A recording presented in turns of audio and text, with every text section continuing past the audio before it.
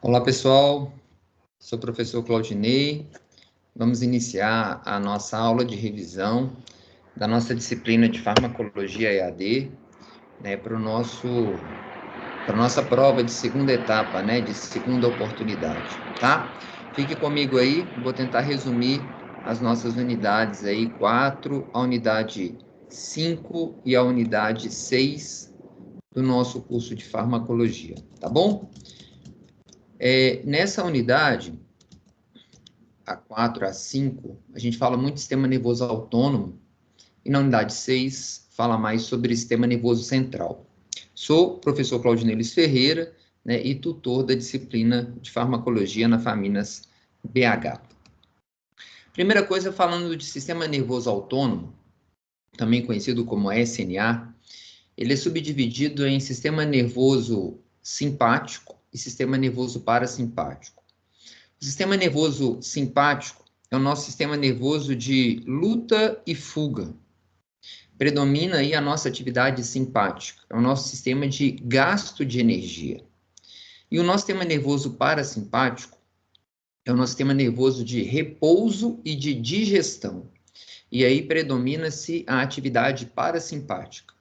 Então, nós vamos ter essas duas divisões trabalhando de forma, né, consequente, em busca de uma homeostasia, de manter o equilíbrio do nosso corpo. Quando a gente vai precisar gastar energia, ativa o sistema nervoso simpático. Quando a gente precisa economizar energia, e aí digerir alimentos, absorver nutrientes, entra em ação o nosso sistema nervoso parasimpático. O sistema nervoso simpático, então, é o nosso sistema nervoso de luta e fuga.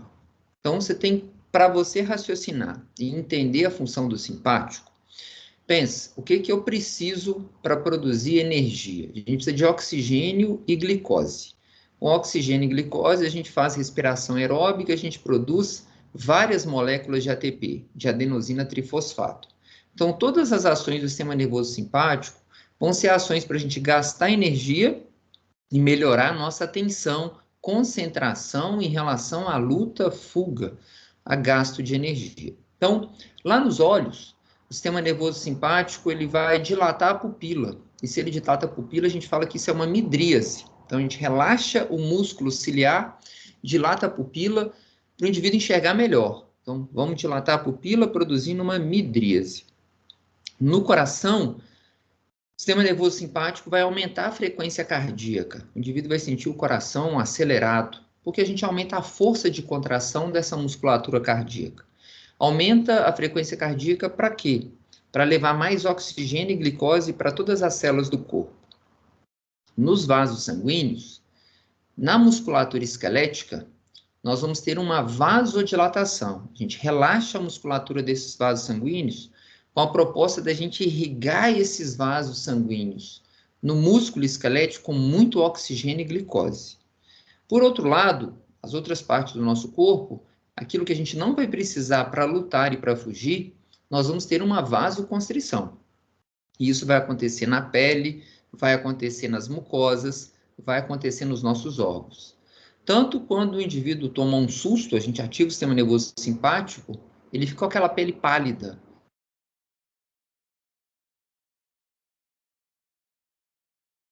Estômago, né? Isso é uma vasoconstrição. A gente está diminuindo a chegada de oxigênio e de glicose nessas regiões, porque eu quero glicose e oxigênio na musculatura esquelética, para dar força para esse músculo para o indivíduo lutar e fugir. Nos brônquios, nós vamos produzir uma broncodilatação. Por quê? Porque eu preciso aumentar a captação de oxigênio. Então, a musculatura dos brônquios se relaxa. E lá no fígado, que é a nossa reserva de glicogênio, uma das, né? Nós vamos ter o que nós chamamos de glicogenólise. O que é isso? Lise quebra glicogênio. A quebra do glicogênio. Glicogênio é a nossa reserva de glicose. Então, o sistema nervoso simpático lá no fígado vai quebrar a nossa reserva de glicogênio e vai liberar glicose na corrente sanguínea. E vamos também produzir gliconeogênese. Né? O que é a gliconeogênese? Gênese é formação de glicose a partir de outras fontes. A gente pode produzir glicose aí a partir de proteínas, a gente pode produzir glicose a partir de gorduras. Então, a formação de glicose por outras fontes. Por outro lado, o nosso sistema nervoso parasimpático, ele é o nosso sistema nervoso de repouso e de digestão. Então, vai ter um efeito um pouco oposto ao do simpático. Nos olhos, a gente vai ter miose. Contrai o músculo ciliar, contrai essas pupilas, e o indivíduo vai, diminuir o seu ângulo de visão. No coração, o sistema nervoso parasimpático, ele diminui a frequência cardíaca. Por quê? Está diminuindo a contratilidade da musculatura cardíaca. Então, o indivíduo vai ter o que nós chamamos de bradicardia. Nos brônquios, os brônquios agora se contraem. Se no simpático relaxa para entrar mais oxigênio, a gente vai economizar. Então, a gente vai produzir uma broncoconstrição. E é uma contração de toda a musculatura lisa do corpo do indivíduo, né? O simpático relaxa todo o músculo liso, revestindo as nossas vísceras, e o parasimpático vai contrair esse músculo liso que reveste as nossas vísceras. E lá no trato gastrointestinal, aí a gente vai ter uma estimulação. Então, tudo que eu falei anteriormente aqui está meio que inibido no parasimpático. Já no trato gastrointestinal, não. Ele é o nosso sistema nervoso de repouso e digestão. Então, eu aumento a motilidade do trato gastrointestinal, uma contração da musculatura do intestino, a gente vai dilatar os esfíncteres, permitindo a passagem do bolo alimentar, a gente estimula a produção das glândulas, então, vamos trabalhar mais pâncreas, vamos liberar mais enzimas, vamos trabalhar mais vesícula biliar, vamos digerir gorduras, vamos aumentar a secreção de HCl, de ácido clorídrico, para a gente ativar mais pepsina, para a gente degradar mais proteínas. Então, no trato gastrointestinal, a gente vai ter uma estimulação com o sistema nervoso parasimpático. Já o simpático é o contrário, a gente não vai ativar, né, a digestão. Na hora de lutar e fugir, não é hora de digerir alimentos. A gente vai querer gastar energia. O parasimpático, poupar energia. Mas, de uma forma geral, simpático e parasimpático atuam em situações opostas. Nos olhos, o simpático produz midríase, o parasimpático produz miose. No coração, o simpático aumenta a frequência cardíaca, o parasimpático vai diminuir a frequência cardíaca.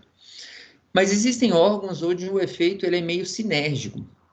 Nas glândulas salivares, por exemplo, tanto o sistema nervoso simpático quanto o parasimpático estimulam a produção de saliva.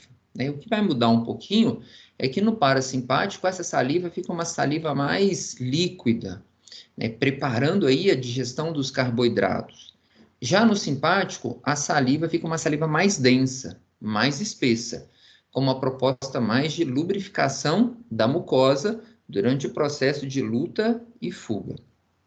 E também nos órgãos sexuais, a gente vai ter um efeito sinérgico.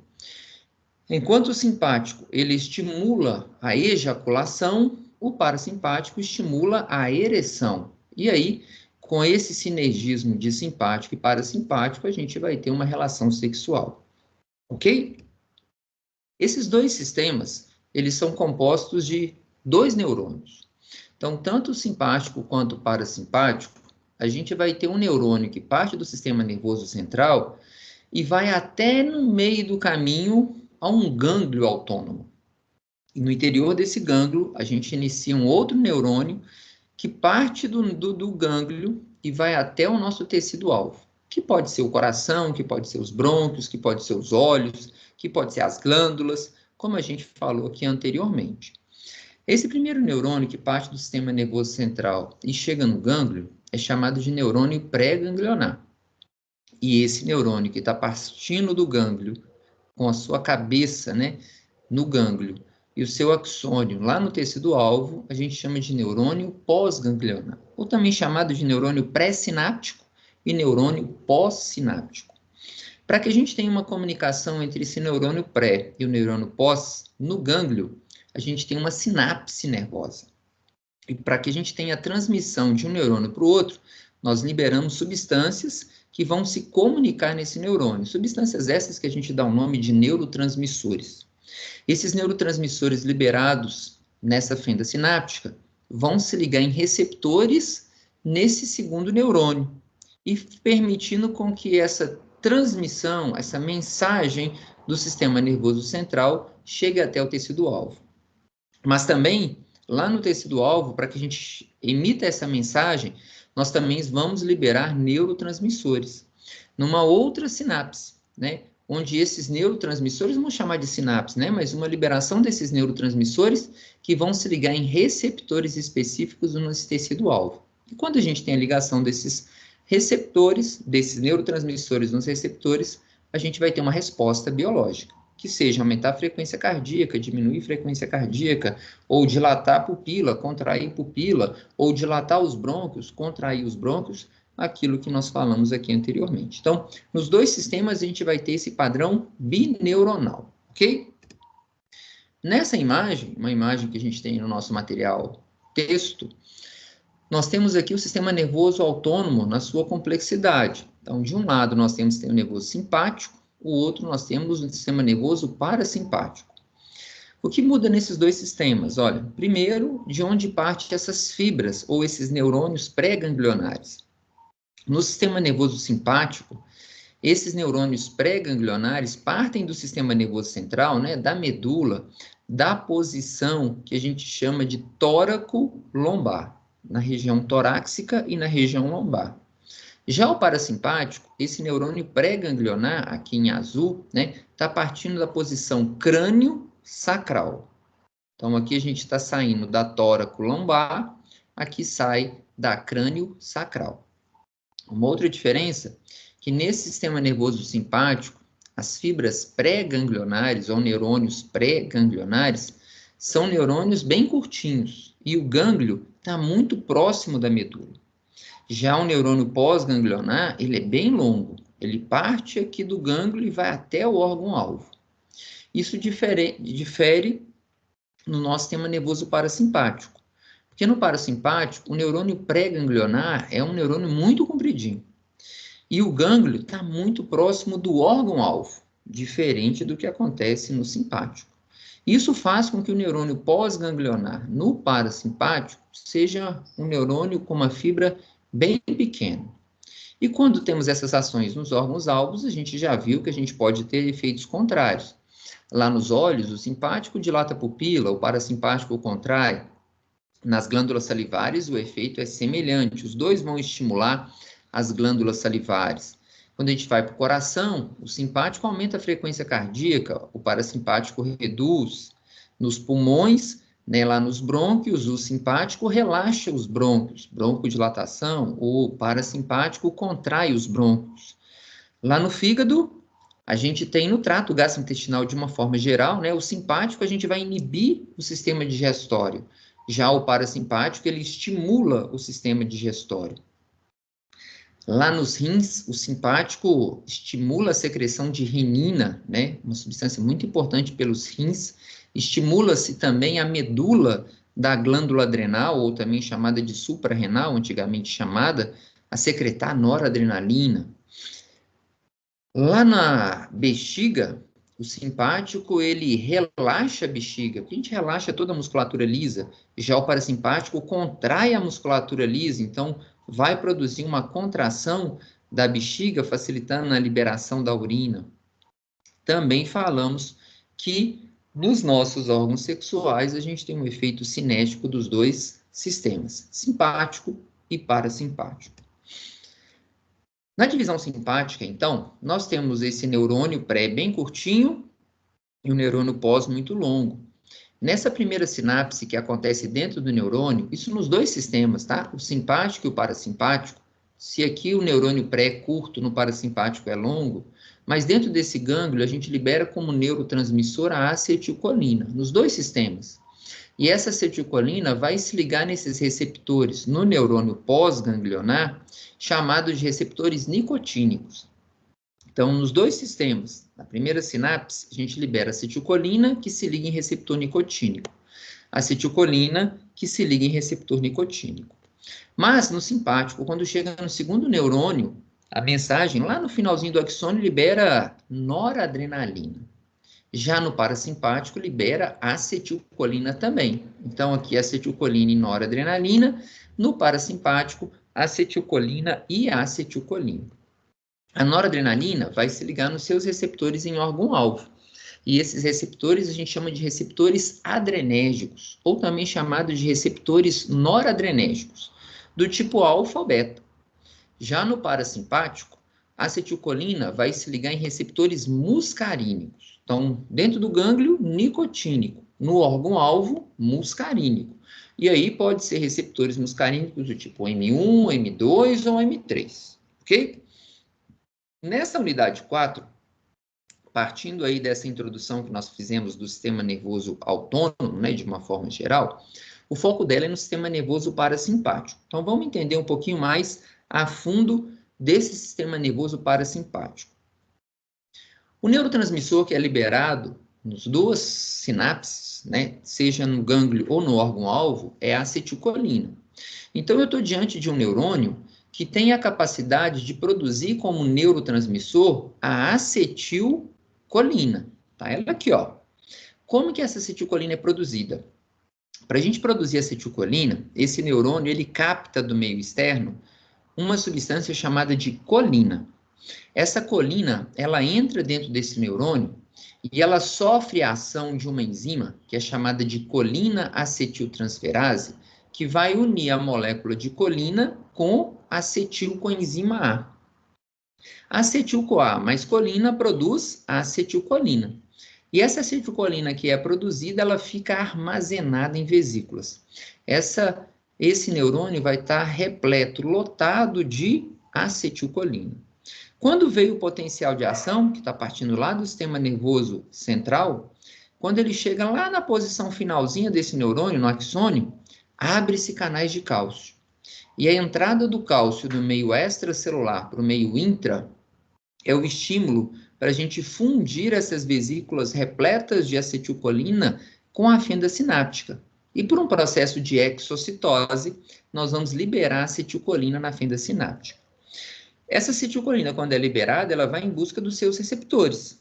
Se for lá na primeira sinapse, no gânglio, ela vai se ligar em receptores nicotínicos. Mas se for no órgão-alvo, essa acetilcolina vai se ligar em receptores muscarínicos, tipo M1, M2 ou M3. Mas essa acetilcolina na fenda sináptica não vai ficar aqui ad eterno. Ela tem seu tempo de vida. E esse tempo de vida da acetilcolina é controlada por uma enzima, ao qual nós chamamos de acetilcolinesterase. Sempre que terminar em ase, significa que nós estamos diante de uma enzima, né? A enzima que vai quebrar a acetilcolina. Então, acetilcolinesterase. E ela vai quebrar a acetilcolina em quê? Em colina e acetato. Essa molécula de acetato, ela se perde e a colina, nós vamos reaproveitar ela, ó, para ela entrar novamente nesse neurônio pré-sináptico, para a gente utilizar essa colina novamente como fonte para produzir novas moléculas de acetilcolina. E o ciclo se repete. Essa acetilcolina produzida vai ser armazenada. Quando veio o potencial de ação, abre canal de cálcio, o cálcio do meio extra entra, as vesículas lotadas de acetilcolina se fundem na membrana e nós vamos liberar a acetilcolina na fenda sináptica. Na primeira sinapse, ela se liga em receptores nicotínicos e segue o potencial de ação. Na segunda sinapse, ela se liga no órgão-alvo em receptores muscarínicos e aí nós vamos ter o efeito farmacológico do efeito, né, do sistema nervoso parasimpático. Ela vai ser degradada por uma enzima, a acetilcolinesterase, que vai quebrar a acetilcolina em colina e acetato. Então, nossos receptores de acetilcolina, eles podem ser do tipo nicotínicos ou muscarínicos. Receptores nicotínicos são aqueles que estão dentro do gânglio, e eles podem ser de dois tipos, NN ou NM. Já os receptores muscarínicos são aqueles acoplados aos nossos órgãos-alvos, e eles podem ser do tipo M1, M2, M3, M4 e M5, sendo que o M4 e M5 não tem muito interesse hoje farmacológico. Nós vamos focar mais nos receptores do tipo M1, M2 e M3. Vejam só, receptores M1, eles estão presentes no sistema nervoso central, nos gânglios autônomos e nas células parietais no estômago. Né? Células parietais são aquelas que têm a função de produzir ácido clorídrico, HCl. Então, receptores M1 estão no sistema nervoso central e na célula parietal no estômago. E qual que é a proposta disso? Vai produzir um potencial pós-sináptico que é excitatório, então vai estimular o sistema nervoso central quando a acetilcolina se ligar nesses receptores M1 no cérebro, e também vai estimular a produção de ácido clorídrico quando a acetilcolina se ligar nesses receptores M1 no estômago. Então, se ligando em receptores M1 na célula parietal, estimula a produção de HCl. Olha, sistema nervoso parasimpático, sistema nervoso de descanso e digestão. E para digerir alimentos, a gente precisa de ácido clorídrico. Então, olha aí, a acetilcolina se ligando em receptores M1 na célula parietal no estômago e estimulando a secreção de ácido clorídrico. Temos os receptores M2 no músculo cardíaco. E quando a acetilcolina se liga nesses receptores M2 no coração, a gente tem um efeito inibitório. A gente vai diminuir a força de contração, a gente vai diminuir o período refratário, a gente vai produzir uma bradicardia. O coração do paciente vai contrair de forma mais lenta. Um efeito inibitório. Já receptores M3, a gente tem na musculatura lisa de todas as nossas vísceras, bexiga, útero, intestino, brônquios, e também temos receptores M3 nas nossas glândulas. E quando a acetilcolina se liga nos receptores M3, ela estimula a secreção dessas glândulas, vai estimular a produção de saliva, a estimulação de muco nos brônquios, a estimulação de suor, e vai produzir uma contração da musculatura lisa. Contrai os brônquios, broncoconstrição, contrai o útero, contrai a bexiga, contrai todos os nossos músculos, inclusive a musculatura lisa do intestino, produzindo aí um aumento da motilidade do gastrointestinal. Como eu disse, M4 e M5 não tem importância farmacológica. Significa, então, que os receptores ímpares, M1 e M3, vão produzir um efeito de estimulação. Já o receptor par, que é o M2, vai produzir um efeito inibitório. Importante saber onde esses receptores estão localizados e qual é a função que a acetilcolina produz em cada um desses receptores, porque é baseado nisso que a indústria farmacêutica desenvolve fármacos para estimular o efeito da acetilcolina nesses receptores, um agonista, ou inibir o efeito da acetilcolina nesses receptores, que seria aí o efeito de um antagonista, ok? Então, vejam só. Nessa imagem, nós vamos ter aqui alguns fármacos que vão atuar diretamente nesse neurônio, neurônio colinérgico, né? Colinérgico, neurônio que produz acetilcolina. Nós temos um fármaco aqui que é o hemicolíneo, né? O hemicolíneo é uma substância que inibe a entrada da colina. Se não entrar colina dentro desse neurônio, não vou produzir acetilcolina. E se não produzir acetilcolina, a gente vai ter uma inibição do efeito do sistema nervoso parasimpático. É o efeito do hemicolíneo. O Vesamicol é um fármaco que vai impedir com que essa acetilcolina fique vesiculada, ou seja, ele vai impedir aquele transportador que vai entrar com a acetilcolina dentro da vesícula. Se a acetilcolina não é vesiculada, não tem como ela se fundir na fenda sináptica e liberar acetilcolina. Ou seja, o Vesamicol também é um fármaco que vai ter um efeito contrário ao que é proposto pelo sistema nervoso parasimpático. Temos a toxina botulínica. Olha, essa que nós falamos lá na situação problema, né? Qual que é a proposta da toxina botulínica? A toxina botulínica é uma substância que vai impedir com que a acetilcolina vesiculada se funda na fenda sináptica. Ela não está impedindo receptores de acetilcolina, não está bloqueando a acetilcolina, né? Ela está simplesmente impedindo com que aquela acetilcolina que já está dentro das vesículas se funda na fenda sináptica. E se ela não se fundir na fenda sináptica, a gente não vai liberar acetilcolina na fenda sináptica. Significa que a toxina botulínica vai também ter um efeito contrário ao que é proposto no sistema nervoso parasimpático. Mas também a gente vai ter fármacos que vão atuar fora do neurônio, como é o caso, por exemplo, daqueles que são agonistas dos receptores nicotínicos, ou os antagonistas dos receptores nicotínicos. Temos os agonistas dos receptores muscarínicos, os antagonistas dos receptores muscarínicos. E temos também fármacos que vão inibir a ação da acetilcolinesterase, aquela enzima que quebra, que degrada, né, a nossa acetilcolina em colina mais acetato. Se eu usar um inibidor da acetilcolinesterase, a gente aumenta o tempo de ação da acetilcolina na fenda sináptica. Então, a gente potencializa o efeito do sistema nervoso parasimpático. Se eu usar um agonista, a gente também estimula o parasimpático. Se eu usar um antagonista, a gente vai inibir o efeito do parasimpático, ok? Então, vejam só. Quem são os nossos agonistas muscarínicos? Vão ser fármacos que vão se ligar nos receptores muscarínicos no órgão-alvo.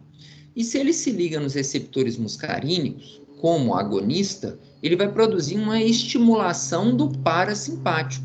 Esses fármacos também são chamados de parasimpatomiméticos.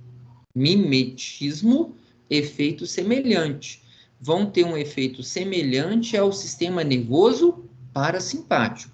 Então, é como se a gente estivesse usando acetilcolina. Lógico que não é, porque a gente vai estar utilizando fármacos que sejam mais seletivos. Então, olha, se ele é um agonista muscarínico, ele pode produzir bradicardia, efeito da acetilcolina em M2, ele pode dilatar vasos sanguíneos, efeito da acetilcolina em M3, ele pode contrair o músculo liso das nossas vísceras, efeito da acetilcolina em M3, então contrai o intestino, contrai a bexiga, contrai os brônquios, né? Aumentando o peristaltismo. Ele vai estimular a produção de ácido clorídrico, se ligando em receptores M1, vai estimular a produção das glândulas exócrinas, saliva, muco, suor.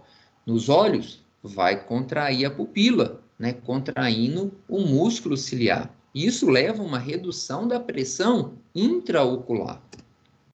Também vai contrair a musculatura da bexiga, relaxando o trígono e o esfíncter. Isso ajuda no esvaziamento da bexiga. Contrai o músculo liso do epidídimo, do ducto deferente, da vesícula seminal, da próstata, contração de músculo liso. Também vai contrair o miométrio, né? Então, cuidado com gestantes, porque se está contraindo o miométrio, pode levar a uma indução de parto prematuro, né? Contraindo o útero dessa paciente, tá? Também, no cérebro, pode nos ajudar na regulação de algumas funções cognitivas, como memória, aprendizagem, né, seja comportamental, sensorial e motora, com aquela estimulação do sistema nervoso central. Isso traz importância em várias doenças, como Alzheimer, Parkinson, esquizofrenia. Pode contrair os brônquios e produzir broncoconstrição. Também aumenta a secreção glandular, como a gente falou, saliva, suor, lágrima, e também pode produzir miose, né? Essa contração do músculo ciliar e circular da íris. Por outro lado, a gente tem as drogas que são anticolinesterásicas, são aquelas que vão inibir a acetilcolinesterase. E se a gente inibir a acetilcolinesterase, a gente vai prolongar o efeito da acetilcolina. Ou seja, os efeitos dessas drogas anticolinesterásicas vão decorrer principalmente da estimulação da transmissão colinérgica. A gente vai aumentar o efeito do parasimpático. Se eu estou aumentando o tempo de ação da acetilcolina, a gente vai estimular o parasimpático. Ou seja, é como se fosse um agonista muscarínico. Bradicardia, hipotensão, secreção excessiva, broncoconstrição, hipermotilidade do trato gastrointestinal, reduz a pressão intraocular, vai aumentar a tensão de contração da musculatura. Então, seriam os efeitos da acetilcolina, tá? Temos uma doença, né, que é chamada de miastenia graves. Essa doença, ela acontece por o indivíduo ter anticorpos que atuam contra a acetilcolina. Ou seja, o indivíduo tem uma doença autoimune onde ele produz anticorpos que destroem a acetilcolina. E aí o primeiro sintoma que o indivíduo tem é o que nós chamamos de pitose palpebral. Isso aqui, ó, a pálpebra cai. Ela cai por quê? Porque o indivíduo não consegue contrair a musculatura esquelética. Por que não? Porque no músculo esquelético, a gente tem somente um neurônio que parte do sistema nervoso central e vai irrigar as junções neuromusculares. E isso também foi uma das perguntas lá da situação problema. Por que aquela paciente estava fazendo uso de toxina botulínica nas mãos para tratar a hiperidrose e estava tendo fraqueza muscular? Porque se ela está usando a toxina botulínica, a gente está impedindo com que a acetilcolina seja secretada na fenda sináptica. E se eu não tenho acetilcolina se ligando na junção neuromuscular, a gente não vai ter contração da musculatura. Por isso aquela paciente estava com uma fraqueza muscular. Aqui no nosso caso, o paciente tem uma doença que falta acetilcolina, porque está sendo destruída por anticorpos. Então ele vai ter toda uma fraqueza muscular. Ele começa com essa queda palpebral, mas depois ele tem dificuldade de segurar um copo, segurar um talher, de andar. Então, a gente vai precisar de fármacos que consigam aumentar a concentração de acetilcolina desse paciente, tá? E aí nós temos anticolinesterásicos, ou seja, são fármacos que vão prolongar o tempo de ação da acetilcolina. E se está prolongando o tempo de ação, a gente vai fazer com que aquela acetilcolina que ainda não foi degradada pelos anticorpos, consiga se ligar na junção neuromuscular, nos receptores nicotínicos, produzindo uma contração da musculatura. A gente vai ter anticolinesterásicos de tempo de ação curta, como é o caso do edrofônio, que vai ajudar a melhorar a força muscular em pacientes com miastenia graves. A gente tem aqueles de tempo de meia-vida intermediário, de duração média, como é o caso da neostigmina, a piridostigmina e a fisiostigmina, como é o caso desse fármaco aqui, ó, de marca Mestinon, né, cujo princípio ativo é a piridostigmina, que é esse anticolinesterase de tempo de meia-vida intermediário. E existe os anticolinesterase que são irreversíveis, né, que na nossa prática clínica a gente não vai usar eles nesse momento. Então, anticolinesterásicos podem ser utilizados para pacientes que têm miastenia graves. Também utilizamos anticolinesterásicos para pacientes que têm mal de Alzheimer. Então, eu trouxe aqui 3 exemplos de fármacos. A donepezila, né, seria aqui com a marca do nome DON. A gente tem a rivastigmina, que seria aqui o Excelon. E a gente tem a galantamina, que seria aqui o Gaud, né? Mal de Alzheimer é uma doença neurodegenerativa onde os indivíduos têm perda de neurônios colinérgicos. Os neurônios que são degradados no Alzheimer são neurônios que liberam acetilcolina. E a gente falou que a acetilcolina no sistema nervoso central, ela se liga em receptores M1 e aumenta o estado de atenção, de concentração, de memória.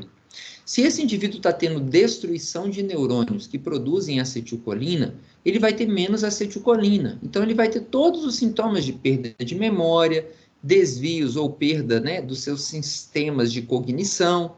Então, nós vamos utilizar fármacos que vão inibir a acetilcolinesterase lá no cérebro do paciente, para a gente aumentar a concentração de acetilcolina no cérebro dele, para tentar aumentar a concentração, a cognição e memória. E no primeiro momento, para pacientes de Alzheimer, a gente consegue fazer isso, né? A gente consegue melhorar essa cognição e memória, mas a gente não impede essa neurodegeneração. Então, chega um ponto que esses medicamentos já não funcionam mais para quem tem mal de Alzheimer, porque já teve tanta destruição de neurônios que não adianta mais aumentar a acetilcolina, tá? Mas esse fármaco vai aumentar a acetilcolina no corpo do indivíduo como um todo. Então, a gente vai ter um efeito terapêutico, mas também podemos desenvolver efeitos que são adversos, ok? Temos outros fármacos aqui representados, por exemplo, o brometo de patrópio, que é o atrovente, a atropina, a atoretodina, que é o detrusitol, A gente tem o ciclopentoalato, que é o ciclogil. A gente tem aqui a oxibutinina, que é o retemic. Nós temos o tiotrópio, que é o espiriva, e um muito usado, que é a escopolamina, mais conhecido aí pelo nome de Buscopan. Esses fármacos, eles vão ter um efeito contrário ao sistema nervoso parasimpático. Por que um efeito contrário? Porque esses fármacos são antagonistas do sistema nervoso parasimpático. Então, se ele é um antagonista, ele tem um efeito oposto.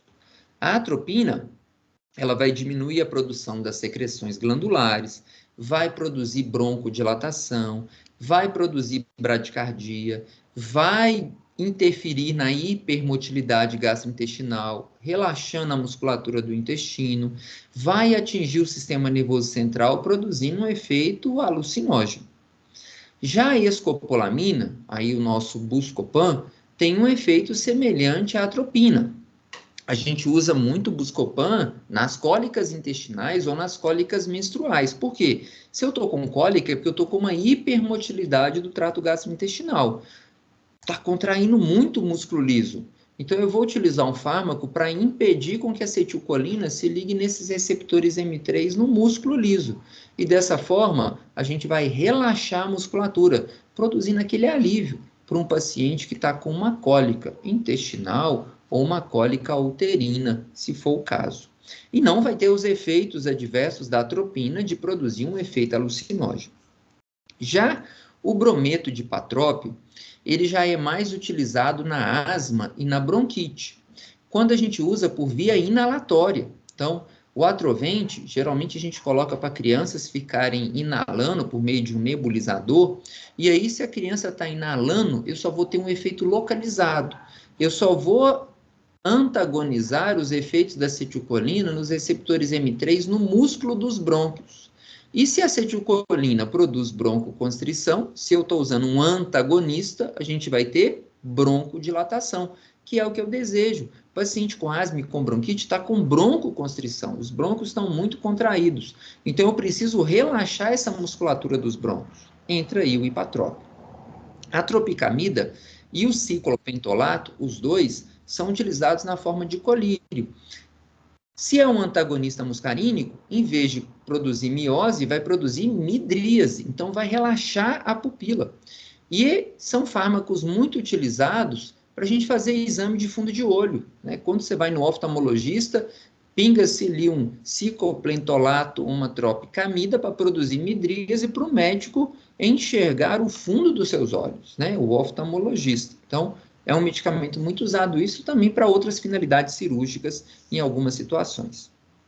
A pirempesina, ela é um antagonista M1. Se é um antagonista M1, vai diminuir a ação da acetilcolina na célula parietal, aquela que produz ácido clorídrico, consequentemente vai diminuir a produção de HCl e eu posso utilizar esse fármaco para úlcera péptica. Já a darifenacina, toretodina e a oxibutinina, que eu mostrei no slide anterior, eles são antagonistas M3. E aí eles têm mais direcionamento para a musculatura lisa da bexiga. Então, eles vão produzir, né, um efeito de relaxar essa musculatura lisa da bexiga, que é o efeito do antagonista do sistema nervoso parasimpático. Enquanto a acetilcolina contrai, o antagonista relaxa. Então, a gente pode utilizar para aqueles pacientes que não conseguem conter a urina, para aqueles que têm incontinência urinária. Então, darifenacina, toretodina e oxibutinina podem ser utilizados na incontinência urinária, né? Imagens de medicamentos que eu mostrei no slide anterior. Mas esses fármacos antagonistas podem ter efeitos colaterais. Por quê? Se eu estou usando um Buscopan para controlar uma cólica intestinal, que vai relaxar a musculatura do intestino, ele também vai produzir um efeito antagonista onde também tiver receptores M3. E a gente tem receptores M3 nas glândulas. Então, boca seca pode acontecer, pode provocar taquicardia, pode deixar a visão turva porque está produzindo midríase, pode levar a dificuldade de micção, tá relaxando a musculatura da bexiga, então o indivíduo vai ter mais dificuldade de fazer o xixi, de urinar, e também vai diminuir a motilidade do trato gastrointestinal. Qual que é o problema de diminuir a motilidade? Pode desencadear nesse paciente uma constipação intestinal, né, mais conhecida aí como prisão de ventre. Então, é um fármaco que tem um efeito farmacológico interessante, mas a gente também tem que ficar atento em relação aos efeitos adversos desses antagonistas colinérgicos. Beleza? Aqui eu trago outros fármacos, seria aqui, ó, o atracúrio, rocurônio, succimetônio, succinilcolina, rocurônio, são exemplos de fármacos que são muito utilizados em ambientes hospitalares, né? São fármacos que vão atuar, esqueci de colocar aqui, são fármacos que vão atuar relaxando a musculatura esquelética. Eles são antagonistas da acetilcolina nos receptores nicotínicos, na junção neuromuscular. Então, a proposta desses fármacos é para ser administrado nos pacientes durante os procedimentos cirúrgicos, para a gente relaxar a musculatura esquelética do paciente e o cirurgião ficar livre, tranquilo, para poder fazer os cortes necessários na região abdominal, na região torácica desse paciente, para fazer o procedimento cirúrgico. Já que eu estou deixando a musculatura relaxada, não tem risco de ter contração muscular. Então, são medicamentos, a equipe, né, os alunos aí da enfermagem, quem trabalha em hospital, já deve ter lidado com esses fármacos, muito usados dentro dos kits cirúrgicos, como um relaxante muscular. Um efeito oposto, né, de outros fármacos que poderiam produzir a contração da musculatura. A gente vai relaxar essa musculatura esquelética, tá? Então, resumindo o que nós falamos aqui de sistema nervoso parasimpático. Os parasimpatomiméticos são aqueles que vão ter um efeito semelhante ao sistema nervoso parasimpático, né? Então, a gente vai ter os parasimpatomiméticos de ação direta, ou seja, a droga vai agir sobre um receptor colinérgico, funcionando como um agonista desse receptor. E a gente tem os fármacos. A gente falou de vários aqui. O betanecol, né? Nós falamos aqui da cevimelina. A cevimelina é um fármaco que pode ser utilizado para pacientes que têm xerostomia, boca seca. Por quê? O indivíduo vai usar esse fármaco e a cevimelina é um simpatomimético, ou seja, um parasimpatomimético. Então, ela vai se ligar nos receptores M3 da acetilcolina nas glândulas salivares e vai estimular a produção de saliva. Então, vai funcionar como um cialagogo, né? Ou seja, um estimulador de saliva.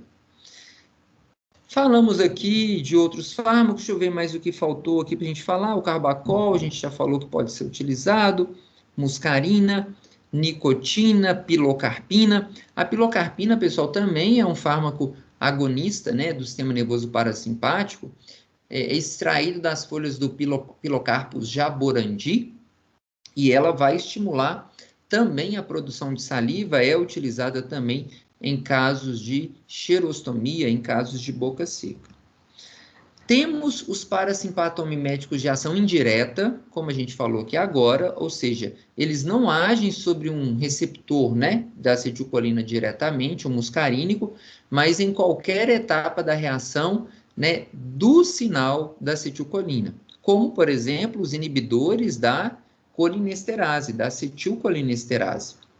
A gente falou aqui da neostigmina, nós falamos da fisiostigmina, né? E também temos os organofosforados, inseticidas. Não são fármacos, mas a gente tem que ter cuidado com esses inseticidas organofosforados, porque eles inibem a acetilcolinesterase. Então, eles aumentam a concentração da acetilcolina na fenda sináptica. E isso vai estimular todo o sistema nervoso parasimpático do indivíduo. Pode produzir bradicardia e broncoconstrição. Então, esse indivíduo pode ser intoxicado. Se intoxicado por um organo fosforado, ele pode chegar na urgência e emergência com uma parada cardiorrespiratória, né? Então, se a gente está estimulando tanto essa acetilcolinesterase, a gente também tem que ter um risco. Nós falamos da neostigmina e da fisiostigmina no tratamento aí da miastenia graves. Beleza, eu acho que esse foi um resumo dessa unidade 4, né, que fala do sistema nervoso parasimpático. Vale a pena você dar uma lida com mais afinco aí no material. No sistema nervoso simpático, ele é abordado na unidade 5. No nosso sistema nervoso simpático, a gente libera no nosso neurônio, na nossa víscera, né, no nosso órgão-alvo, noradrenalina. Então, esse neurônio pré, ele tem que produzir noradrenalina. Como que é essa produção? Olha, a tirosina, um aminoácido, é captado por esse neurônio, e dentro desse neurônio pré-sináptico, ela vai sofrer várias degradações enzimáticas. Então, a gente tem aqui a tirosina hidroxilase, que vai clivar a tirosina em L-dopa. A L-dopa sofre a ação de uma outra enzima, de uma descarboxilase, e se transforma em dopamina. A dopamina é capturada por vesículas, e no interior da vesícula nós temos uma enzima que é chamada de dopamina beta-hidroxilase. O que essa enzima faz? Ela transforma dopamina em noradrenalina. E essa noradrenalina fica vesiculada. E ela fica lá em stand-by. A gente vai ter inúmeras, milhares de vesículas repletas de noradrenalina. Quando vem a mensagem do sistema nervoso central, ou chamamos também de potencial de ação, abre-se canais de cálcio. A abertura dos canais de cálcio é o sinal para que essas vesículas lotadas de noradrenalina se fundam na fenda sináptica. Por uma exocitose, a gente vai liberar noradrenalina na fenda sináptica. E a noradrenalina vai em busca dos seus receptores noradrenérgicos, do tipo alfa ou beta. E nós temos receptores alfa no órgão-alvo, pós-sináptico, mas a gente também tem receptores alfa pré-sinápticos. Alfa 1, pós-sináptico. Alfa 2, pré-sináptico. E temos os receptores beta, beta 1 e beta 2. Quando a noradrenalina se liga nos receptores pós-sinápticos, ela gera um estímulo nesse órgão-alvo. Quando ela se liga nos receptores alfa 2, é um autorreceptor, ou seja, é um regulador. Quando ela se liga em alfa 2, que é pré-sináptico, a gente vai ter um efeito inibitório. Nós vamos inibir a liberação de novas vesículas de noradrenalina. Em outras palavras, a gente pode chamar isso até de um feedback negativo. A gente vai inibir a secreção de novas vesículas de noradrenalina na fenda sináptica. E a noradrenalina, quando é liberada na fenda sináptica, também não vai ficar aqui ad eterno. Assim como acontece com a acetilcolina. Só que a acetilcolina é degradada por uma enzima na fenda sináptica que é chamada de acetilcolinesterase. A noradrenalina não. A noradrenalina precisa ser capturada por transportadores de noradrenalina. E essas proteínas vão captar essa noradrenalina da fenda sináptica e levar essa noradrenalina para o interior desse neurônio pré-sináptico. E quando ela é capturada, a noradrenalina vai ser degradada por uma enzima nesse neurônio, que é chamada de MAO, monoaminooxidase.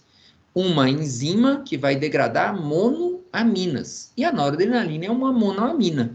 Então, ela vai degradar a noradrenalina em metabólitos inativos. A gente inativa o efeito da noradrenalina. Então, a gente precisa da tirosina. Com a tirosina, a gente produz noradrenalina. Essa noradrenalina fica vesiculada. Quando vem potencial de ação, abre os canais de cálcio. A gente estimula a exocitose, libera a noradrenalina na fenda sináptica. E ela pode se ligar nos receptores alfa 1, beta 1 e beta 2 pós-sinápticos. Mas ela também pode se ligar em receptores alfa 2 pré-sinápticos. E em alfa 2, o efeito inibitório. Essa noradrenalina é capturada por transportadores de noradrenalina e logo ela vai ser degradada por uma enzima, a monoaminoxidase. Existe também uma enzima pós-sináptica presente aqui nesse neurônio chamada de CONT, catecol-O-metiltransferase. Vejam só, quando a noradrenalina se liga nos receptores alfa 1, nós vamos ter receptores alfa 1 nos vasos sanguíneos, nos olhos, na musculatura lisa da bexiga, no músculo liso do intestino, no músculo liso da próstata, no fígado. Nós vamos ter receptores alfa 1 espalhados em vários órgãos. Quando a noradrenalina se liga em receptores alfa 1, ela produz vasoconstrição. Ela aumenta a pressão arterial, produzindo uma vasoconstrição. Ela dilata a pupila nos olhos, produzindo midríase. Olha o que nós falamos lá no início dessa nossa aula, o que acontece no sistema nervoso simpático, né? Ó, vasoconstrição, dilata só os vasos da musculatura, vai produzir midríase para o indivíduo enxergar melhor, vai, ó, fechar o esfíncter interno da bexiga, não é o momento do indivíduo estar eliminando a urina naquele momento, no momento de luta e fuga. Receptores alfa-2, efeito inibitório. Então, a gente tem no neurônio pré-sináptico e também nas nossas células beta-pancreáticas. Então, quando noradrenalina se liga em receptores alfa-2, a gente vai ter uma inibição da liberação de noradrenalina e também inibe a liberação de insulina em alfa-2. Receptores beta-1 nós temos no coração, principalmente. Então, noradrenalina vai aumentar a frequência e os batimentos cardíacos. Efeito importante em beta-1, aumento da frequência cardíaca. O coração aumenta a frequência para oxigenar mais o corpo com oxigênio e glicose. Também tem um aumento de lipólise, mais relacionada com beta-3. E um aumento da liberação de renina. Isso está acontecendo no sistema renal, tá? Receptores beta-2, a gente tem nos vasos sanguíneos, produzindo uma vasodilatação. Na musculatura lisa, nós temos muito receptores beta-2. Então, vai relaxar o músculo liso, broncodilatação, relaxa o músculo do útero, aumenta a glicogenólise, a quebra do glicogênio em glicose, também vai produzir um efeito muscular, uma contração da musculatura esquelética. Receptores beta-3, nós só temos no tecido adiposo e na vesícula biliar. E aí o efeito principalmente é a lipólise, quebrar gorduras. Vejam só, receptores beta-1 a gente tem principalmente no coração. No músculo liso, seja dos vasos sanguíneos ou dos tecidos, a gente tem tanto alfa-1 quanto beta-2, né? Qual o efeito que vai predominar? Nos vasos sanguíneos periféricos, predomina o efeito alfa-1. E essa noradrenalina vai produzir vasoconstrição e pode aumentar a pressão arterial. Já nos vasos sanguíneos do músculo esquelético, que a gente precisa levar muito oxigênio e glicose para eles, a gente já tem mais beta-2. Então, no músculo, dos vasos sanguíneos, no músculo esquelético, vasodilatação. Musculatura lisa dos órgãos, brônquios, intestino, bexiga, útero, predomina beta-2. Então, o efeito que nós vamos ter é de broncodilatação, dilatação da musculatura do intestino, então diminuindo a motilidade, dilata a musculatura da bexiga, dilata a musculatura do útero e etc. Então, na musculatura lisa vai predominar os receptores beta-2. Então, diante disso, nós temos os fármacos que são adrenérgicos. Quem são esses? São fármacos que vão ter um efeito semelhante ao efeito da adrenalina, da noradrenalina. Também podem ser chamados de simpatomiméticos, fármacos que vão atuar de forma semelhante ao sistema nervoso simpático. E a gente vai ter esses fármacos adrenérgicos, alguns de ação direta, porque a ação direta vão se ligar diretamente nesses receptores de adrenalina, alfa-1, beta-1 ou beta-2. Como exemplo, adrenalina, noradrenalina, isoprenalina, dopamina, dobutamina, oximetazolina, fenilefrina, clonidina, salbutamol, formoterol, são todos exemplos de fármacos que vão se ligar diretamente nesses receptores de noradrenalina, alfa-1, beta-1 ou beta-2.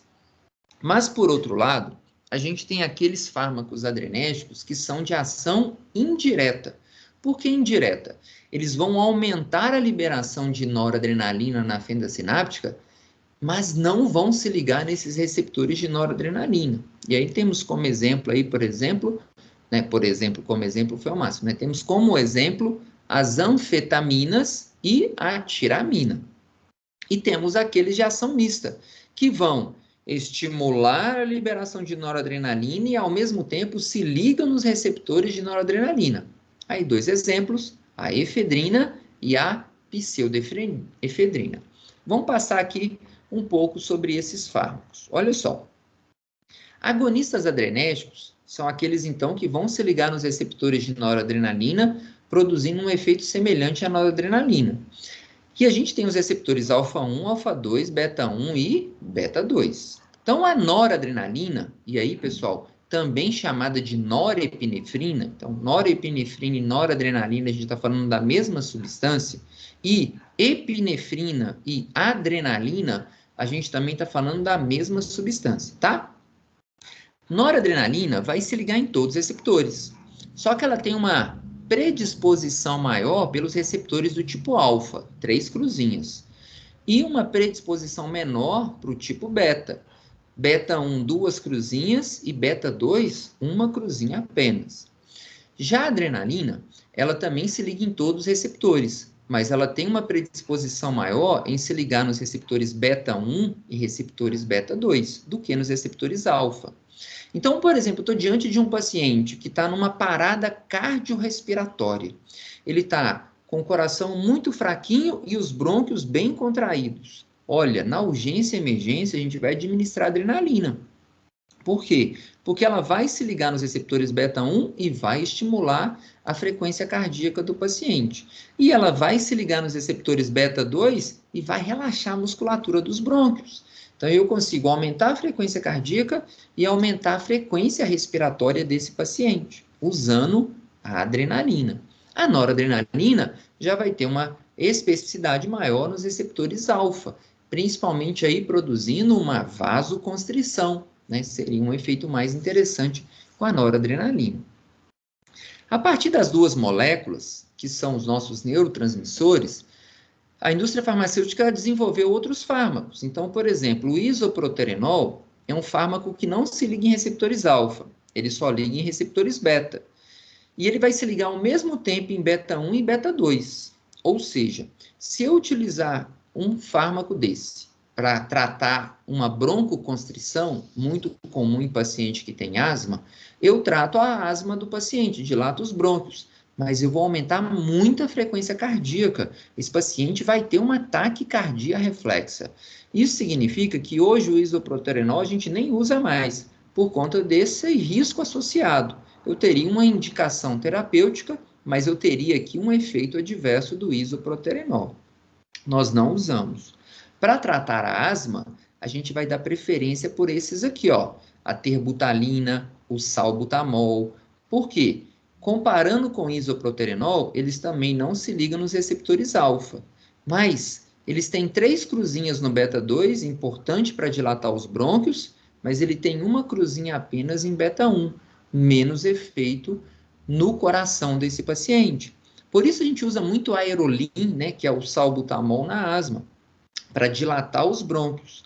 Mas alguns pacientes que usam o aerolim, o salbutamol, relatam, olha, eu uso quando eu estou com uma crise asmática, relaxo os meus brônquios, mas eu sinto meu coração disparado. Ou seja, o salbutamol está se ligando também em receptores beta 1 no coração e está aumentando a frequência cardíaca desse paciente, tá? Mas comparado com isoproterenol, muito menos. Já a fenilefrina, ela só se liga em receptores alfa 1. Ela não se liga em alfa 2, nem beta 1, nem beta 2. Ou seja, é um fármaco que vai produzir vasoconstrição. Então, nós vamos deixar para usar uma fenilefrina quando o paciente estiver com esses vasos sanguíneos dilatados. E eu posso utilizar ela em formas farmacêuticas para ter um efeito mais localizado, como acontece na congestão nasal. Então, o indivíduo que está com o nariz entupido, né, a congestão nasal, os vasos sanguíneos, essa mucosa está bem dilatada. Então, se eu uso uma fenilefrina em gotas nasais, eu vou ter um efeito somente nos receptores alfa 1, nos vasos sanguíneos da região nasal. E aí eu vou produzir uma vasoconstrição e esse indivíduo vai respirar melhor. Vou diminuir a rinorreia, o corrimento nasal. É o efeito da fenilefrina. Já a clonidina, ela só se liga em receptores alfa 2. E receptores alfa 2 são receptores pré-sinápticos. Isso significa que a gente vai inibir a liberação de noradrenalina na fenda sináptica. E a gente vai ter um efeito mais de vasodilatação. E o efeito de vasodilatação sistêmica leva a uma diminuição da pressão arterial, né? Ou seja, essa clonidina ela é utilizada como antihipertensivo. A fenilefrina como descongestionante nasal. A clonidina, antihipertensivo. Salbutamol, terbutalina, na asma, como broncodilatador. Já a dobutamina, ela já tem afinidade por receptores beta 1. 3 cruzinhas em beta 1, 1 em beta 2 e 0 em alfa. Significa que o efeito da dobutamina é aumentar a frequência cardíaca. Então, a dobutamina nós vamos deixar quando o paciente tiver uma parada cardíaca. Eu tenho várias formas de, vamos dizer, entre aspas, aí, ressuscitar esse paciente, massagem cardíaca, desfibrilador, mas uma alternativa também é a administração da dobutamina por via endovenosa. Porque se eu administro dobutamina, ela vai se ligar nos receptores beta 1 e vai aumentar a frequência cardíaca desse paciente. Então, a gente consegue estimular esse coração novamente desse paciente. Então, vejam só. Como agonista alfa-1 adrenérgico, a gente tem esses agonistas em muitas substâncias e muitos fármacos. Nos nossos antigripais, olha aqui, um Cimegrip tem aqui, ó, fenilefrina, o nosso agonista alfa-1. No Naldecon, olha repetindo aqui, ó, fenilefrina, um agonista alfa-1. Olha o Decongex Plus, tá lá, fenilefrina, um agonista alfa-1. O que a fenilefrina faz? A fenilefrina se liga em receptores alfa-1, vai produzir vasoconstrição. Então, a gente consegue produzir um alívio daquela congestão nasal, a gente diminui o corrimento nasal, a rinorreia, contraindo esses vasos sanguíneos. E a gente pode utilizar por via oral, mas eu posso usar por via localizado. Então, os nossos descongestionantes nasais, eles podem vir com nafazolina, com oximetazolina, são exemplos de agonistas alfa-1 adrenérgicos, que vão contrair os vasos sanguíneos da região nasal. O problema maior desses descongestionantes é que muitas das vezes a gente só está contraindo o vaso sanguíneo, mas eu não estou liberando, eliminando a substância que está produzindo aquela congestão nasal. E aí o indivíduo usa um medicamento, contrai os vasos, produz um alívio imediato, mas passa-se um tempo, o indivíduo tem a congestão nasal de novo, e ele vai lá e usa o descongestionante mais uma vez. Isso produz o que nós chamamos de efeito rebote.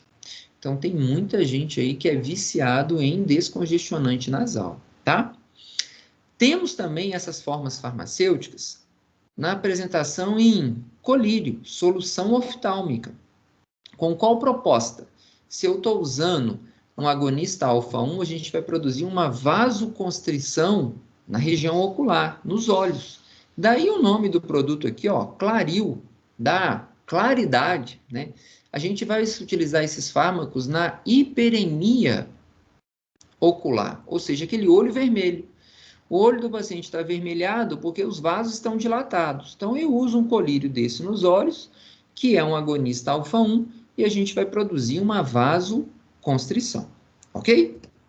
Agonistas alfa-2 são aqueles que vão se ligar nos receptores alfa-2 pré-sinápticos e vai inibir a liberação de noradrenalina na fenda sináptica. Esses fármacos, como estão diminuindo noradrenalina, vão produzir vasodilatação. E se a gente está dilatando vasos sanguíneos, a gente vai diminuir a pressão arterial. Então, aqui nós temos exemplos de fármacos que vão ser utilizados como antihipertensivos. A metildopa está aqui representada, um dos antihipertensivos mais usados, extremamente seguros durante a gravidez, para grávidas que são hipertensas. A gente tem a clonidina, a rilmenidina, são exemplos aí de agonistas alfa-2 e que vão ser utilizados como antihipertensivos. Temos os agonistas beta, e a gente falou. Se ele é um agonista adrenérgico beta 1, ele aumenta a frequência e a força de contração. Se ele for um agonista beta 2, ele produz broncodilatação, o efeito do sistema nervoso simpático. Então vejam, a dobutamina, como a gente acabou de falar, é um agonista beta 1 adrenérgico.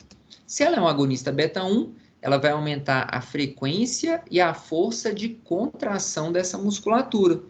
Consequentemente, a gente pode utilizar a dobutamina em pacientes com quadro de parada cardíaca. Por outro lado, os agonistas beta 2 adrenérgicos, olha, vão produzir broncodilatação. Então, se está dilatando os brônquios, a gente pode utilizar esses medicamentos em pacientes com asma. E aí a gente tem vários fármacos, salbutamol, terbutalina, o fenoterol, o salmeterol. né? A gente vai dar preferência para usar esses agonistas beta-2 adrenérgicos por via inalatória. Porque se eu usar por via inalatória, a gente vai relaxar somente a musculatura dos brônquios, tratando o problema do meu paciente que está com asma. Mas eu também tenho, por exemplo, o salbutamol em xarope, e tenho ele também em comprimido. Mas se eu usar por uso oral, a gente passa a ter um efeito sistêmico. E esses fármacos também vão relaxar a musculatura lisa de outros órgãos. Existe até situações de pacientes, mulheres grávidas, usando salbutamol por via oral, não para tratar asma. Ela usa o agonista beta-2 por via oral para relaxar a musculatura do útero.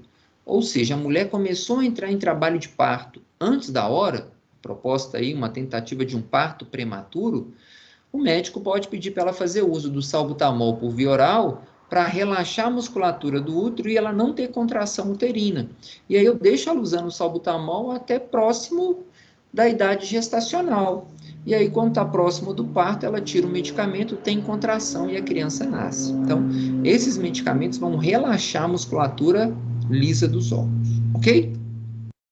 E temos os simpatomiméticos de ação indireta. Esses aqui devem ser conhecidos aí de vocês, né? Metilfenidato, que é a ritalina, a lisdexanfetamina, né? Com o nome aí de Venvance. Temos agora recém-lançado a atomoxetina, com o nome aqui de Atenta. São exemplos de fármacos que também vão aumentar a concentração de noradrenalina na fenda sináptica. São simpatomiméticos, efeito semelhante ao sistema nervoso simpático. Mas eles vão não se ligar em receptores de noradrenalina, eles só vão aumentar a concentração de noradrenalina na fenda sináptica. São substâncias análogos das anfetaminas, que no passado e até hoje ainda são usadas de forma clandestina, né, por caminhoneiros, também chamados aí de rebites. As anfetaminas, elas aumentam a concentração, elas diminuem o apetite, né, elas dão uma sensação de prazer, bem-estar. Esses fármacos são semelhantes às anfetaminas, os rebites, só que a molécula é diferente, então não vão ter todos os efeitos das anfetaminas. A gente usa mais esses fármacos aí para aumentar o estado de atenção. Então, é utilizado hoje nos transtornos de déficit de atenção e de hiperatividade, muito usado em transtornos de déficit de atenção. Metilfenidato, lisdexanfetamina ou a atomoxetina. Então, aumentando essa noradrenalina na fenda sináptica em alguns locos no sistema nervoso central, a gente melhora o quadro de atenção. Mas todos esses dois aqui, principalmente os análogos de anfetamina, observem, né? Ele tem uma tarja preta na embalagem, porque pode causar dependência física ou psíquica no paciente. A atomoxetina, ela age de uma forma um pouquinho mais, vamos dizer, entre aspas, mais leve.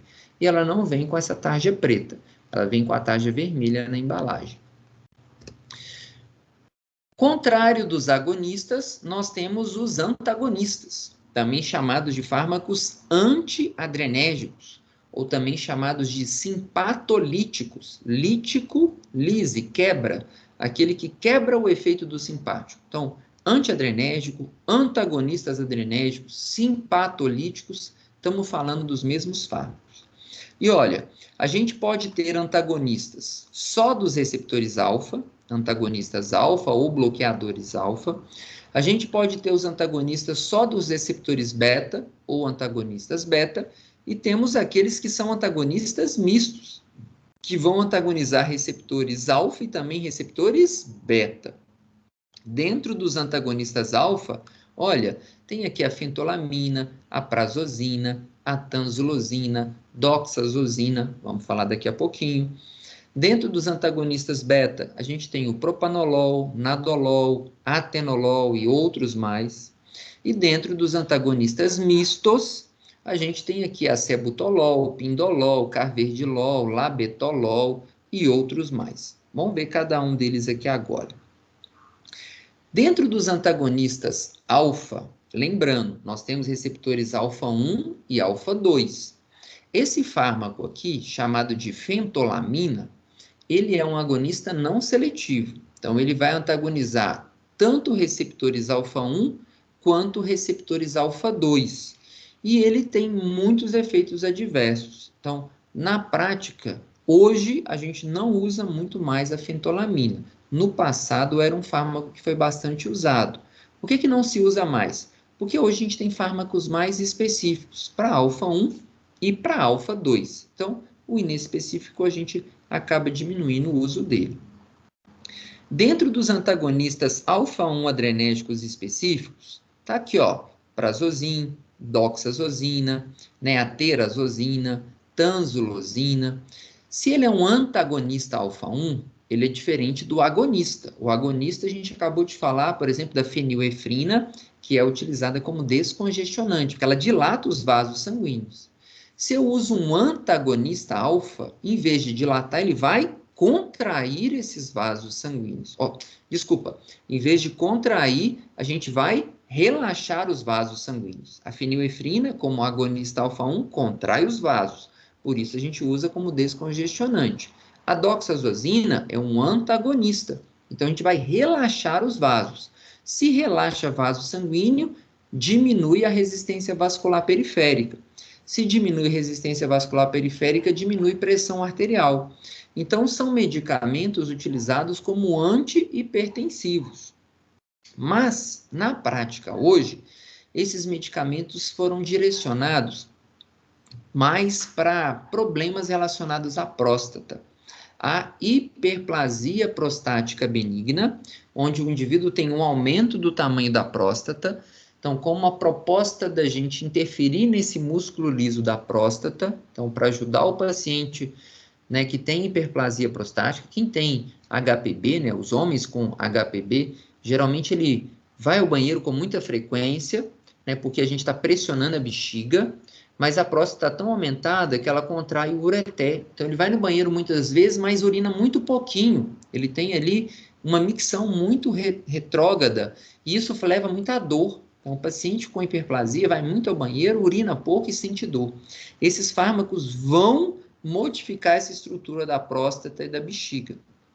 São utilizados na hiperplasia prostática benigna. Já a tanzulosina, hoje, ela é mais utilizada para pacientes que têm problemas na bexiga. Ela é um antagonista alfa-1 seletivo. Então, ela vai atuar na musculatura lisa da bexiga desses pacientes, ajudando aqueles pacientes que têm problemas, né, de controle da sua micção. Interessante, o Cecotex aí como nome comercial vem sendo bastante utilizado nesses casos. Dentro dos antagonistas alfa-2 adrenérgicos, destaca-se aqui a ioimbina e as ergotaminas, a dihidroergotamina, aqui presente na forma do cefalive, ou a dihidroergotamina presente aqui na forma do cefálio, né? São antagonistas alfa-2. O agonista alfa-2 é aquele que vai se ligar no receptor pré-sináptico e vai diminuir a liberação de noradrenalina. Já o antagonista alfa-2, ele não vai permitir com que a noradrenalina se ligue nos receptores alfa-2 e tenha aquele efeito inibitório, ou seja, a gente vai continuar liberando noradrenalina. E se eu continuo liberando noradrenalina, ela pode se ligar mais em receptores alfa-1. E se ela se ligar em receptores alfa-1, a gente tem vasoconstrição. Esses medicamentos aqui, para quem já conhece, né, ou não sabe, são muito utilizados na enxaqueca. A enxaqueca é aquela dor de cabeça constante, que pode durar ali de 3 horas até 72 horas direto. O indivíduo tem uma vasodilatação muito grande no cérebro. A gente chama até de cefaleia pulsátil. Ele coloca a mão na cabeça e sente os vasos sanguíneos pulsando de tão dilatados que eles estão. Então, eu preciso contrair esses vasos sanguíneos. Como que a gente contrai? A gente pode contrair usando um antagonista alfa-2, porque aí eu vou ter mais noradrenalina sendo liberada e ela vai se ligar mais em receptores alfa-1 nos vasos sanguíneos, produzindo um efeito de vasoconstrição. Se está contraindo o vaso, vai diminuir a dor desse paciente, tá? Então, são medicamentos mais usados na enxaqueca. Dentro dos antagonistas adrenérgicos, se ele for um antagonista adrenérgico beta-1, olha, A noradrenalina em receptores alfa, em receptores beta 1 aumenta a frequência cardíaca. Se eu usar um antagonista beta 1, a gente vai reduzir a frequência cardíaca e, consequentemente, pode reduzir a pressão arterial. Se eu usar um antagonista beta 2, a gente vai produzir broncoconstrição, porque noradrenalina em beta 2 dilata os brônquios. Se eu usar um antagonista beta 2, a gente contrai os brônquios. Efeito adverso complexo, complicado, né? Pacientes, por exemplo, que têm asma, não pode usar antagonista beta 2, porque senão a gente pode agravar o quadro de asma desse paciente. Então, dentro dessa classe, vejam só, a gente tem os antagonistas beta-adrenérgicos. Propanolol, atenolol, carvedilol, bisoprolol, metoprolol, pindolol, são vários fármacos. Se ele é um antagonista beta 1, olha, ele reduz a frequência cardíaca, reduz a força de contração, diminui a taquicardia do paciente e, consequentemente, reduz a pressão arterial. Ou seja, são medicamentos utilizados como antiarrítmicos e também como antihipertensivos, todos eles. O cuidado maior que a gente tem que ter dentro dessa classe é com esse amiguinho aqui, ó, o propanolol. Por quê? Porque o propanolol, ele é um antagonista não seletivo. Ele antagoniza receptores beta 1, mas também antagoniza receptores beta 2. E aí eu consigo reduzir a frequência cardíaca, reduzir pressão arterial, mas ele produz broncoconstrição. Então, muito cuidado, porque pacientes hipertensos e que têm asma não podem usar propanolol. Porque se um paciente tem asma, usa propanolol, a gente vai desenvolver nele uma broncoconstrição. Isso vai piorar o quadro asmático desse paciente. Quando liberar noradrenalina, numa situação de pânico, luta e fuga, não tem como dilatar os vasos sanguíneos, porque os receptores beta 2 estão bloqueados, tá? Então, dentro dessa classe, nos preocupa o propanolol, porque ele não é seletivo. Todos os demais já são mais seletivos para os receptores beta 1, não interferindo nos receptores beta 2, que é o que acontece com o propanolol, tá? Então, tá ele aqui, ó. O propanolol não é seletivo. Então, ele vai se ligar nos receptores beta 1 e beta 2. Risco de broncoconstrição, né? Vai produzir bradicardia, levando esse paciente a uma insuficiência cardíaca. Já os demais, atenolol, metoprolol, nebivolol, são antagonistas beta 1 seletivos. Então, vai diminuir só a frequência cardíaca e vão diminuir a pressão arterial, muito utilizados na hipertensão arterial. E esse fármaco aqui, ele também não é seletivo, mas a falta de seletividade dele é porque ele é um antagonista beta 1, faltou um 1zinho aqui, e ele também é um antagonista alfa 1. O carvedilol, ele vai diminuir a frequência cardíaca e como antagonista alfa 1, ele vai produzir vasodilatação. Então, eu diminuo a frequência cardíaca e dilato os vasos sanguíneos. Isso é muito importante para a gente ter um efeito sinérgico na diminuição da pressão arterial do paciente. Então, é um fármaco hoje que vem sendo bastante prescrito como antihipertensivo. Então, olha o que nós dissemos. Dentro dos simpatomiméticos, a gente tem aqueles de ação direta, que vão se ligar diretamente nos receptores. Adrenalina, noradrenalina, a dobutamina que a gente falou, beta 1, a fenilefrina alfa 1, o isoproterenol que a gente já não usa muito mais, o salbutamol é mais seletivo para beta 2, o fenoterol beta 2, o formoterol beta 2, todos esses usados na crise de asma. A dobutamina, paciente com choque, a fenilefrina como descongestionante nasal, né? Falamos de todos eles. Temos os de ação indireta, que não vão se ligar nos receptores, como é o caso das anfetaminas e os seus análogos, né? Metilfenidato, nós falamos, lisdexanfetamina, e temos aqueles que seriam de ação mista, né? Que também vão se ligar no receptor e não se ligar ao receptor. E aí, destaca-se principalmente a adrenalina e a noradrenalina. Bem, pessoal, então essa foi a nossa unidade 5. A última unidade que nós temos é a unidade que fala de sistema nervoso central. Então, aqui eu fiz uns mapas mentais, já que é uma unidade mais complexa, né? Tem muita informação, para a gente poder entender um pouquinho sobre ela. Primeira parte dessa unidade fala de antidepressivos, né? Então, importante a gente entender que o paciente que tem depressão é aquele que tem, ó, humor rebaixado, ele tem uma redução da capacidade de sentir-se satisfeito ou de ter prazer. Isso difere da tristeza, né, ou melancolia, porque a depressão é uma situação duradoura, então não é aquele momento que eu estou meio triste, chateado, não. O indivíduo vai ter uma depressão do humor de um período bastante intenso, né, de uma condição duradoura. E o que pode levar a isso? Tem várias causas, mas na farmacologia a gente sabe que a gente tem uma deficiência aí de neurotransmissores. E 3 neurotransmissores são mais importantes. Ele tem déficit de noradrenalina, serotonina e dopamina. Pode ser só um, pode ser 2, pode ser 3. Não sabemos qual. Não tem como a gente dosar esse neurotransmissor do paciente, tá? A gente classifica essas depressões como uma depressão unipolar, ou seja, ele tem só uma flutuação do humor, onde acontece só em uma direção, e isso vai levar a um déficit de humor. Então, o indivíduo que tem depressão aí unipolar, ele tem baixa estima, retração do humor, né? E até risco, muitas das vezes, de tentativa de autoextermínio, tá? Mas existe também a depressão bipolar. É aquela que vai se alterar em 2 fluxos. Ele vai ter momentos de falta de humor, que seria o sintoma de uma depressão, mas ele tem momentos de excesso de humor, que a gente chama de mania. Então, antigamente isso era chamado de transtorno maníaco depressivo, né? Hoje a gente não usa essa terminologia mais. A gente chama de depressão bipolar, também conhecido como bipolaridade. Momentos de alta de humor, momentos de falta de humor.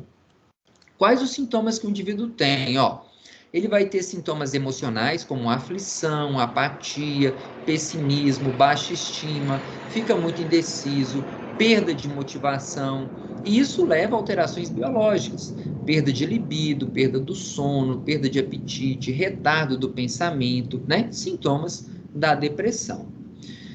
Em relação a fármacos, o que a gente tem para controlar esse humor? Já que o indivíduo está com o humor debilitado, diminuído, e isso pode estar com falta de serotonina, noradrenalina ou dopamina, nós vamos utilizar fármacos para aumentar esses neurotransmissores na fenda sináptica. Então, um caminho seria a gente estar utilizando antidepressivos tricíclicos, né?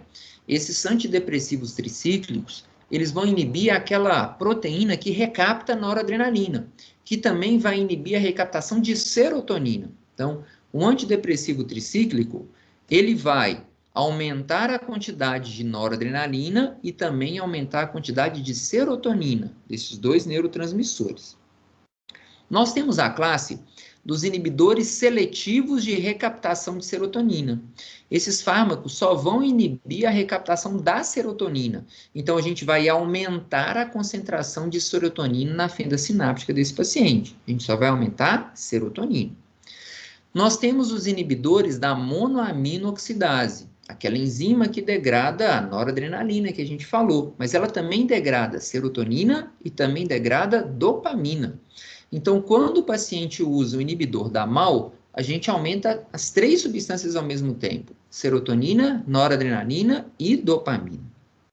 Temos os inibidores da recaptação de serotonina e noradrenalina, uma forma semelhante aos antidepressivos tricíclicos, mas eles são mais seletivos e vão ter menos efeitos adversos do que esses fármacos aqui. E por último, a gente tem os antidepressivos atípicos, aqueles que vão atuar em neurotransmissores diferentes.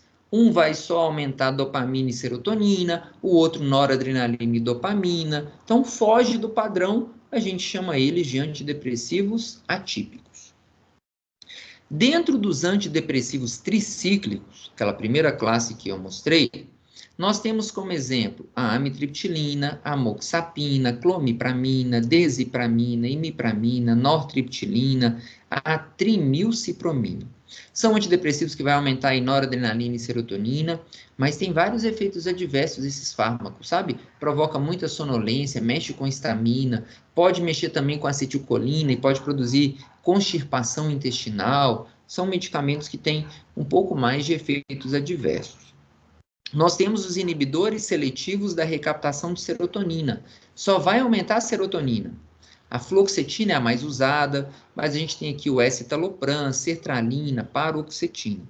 Esses fármacos vão aumentar a serotonina, ela vai se ligar mais nos seus receptores, a gente melhora o humor do paciente, mas esses fármacos também mexem em outros receptores de serotonina pelo corpo, né? A gente pode produzir náuseas e vômitos, é um efeito adverso desses fármacos, pode retardar a ejaculação, é outro efeito adverso, interferir na qualidade do sono, outro efeito adverso também desses fármacos.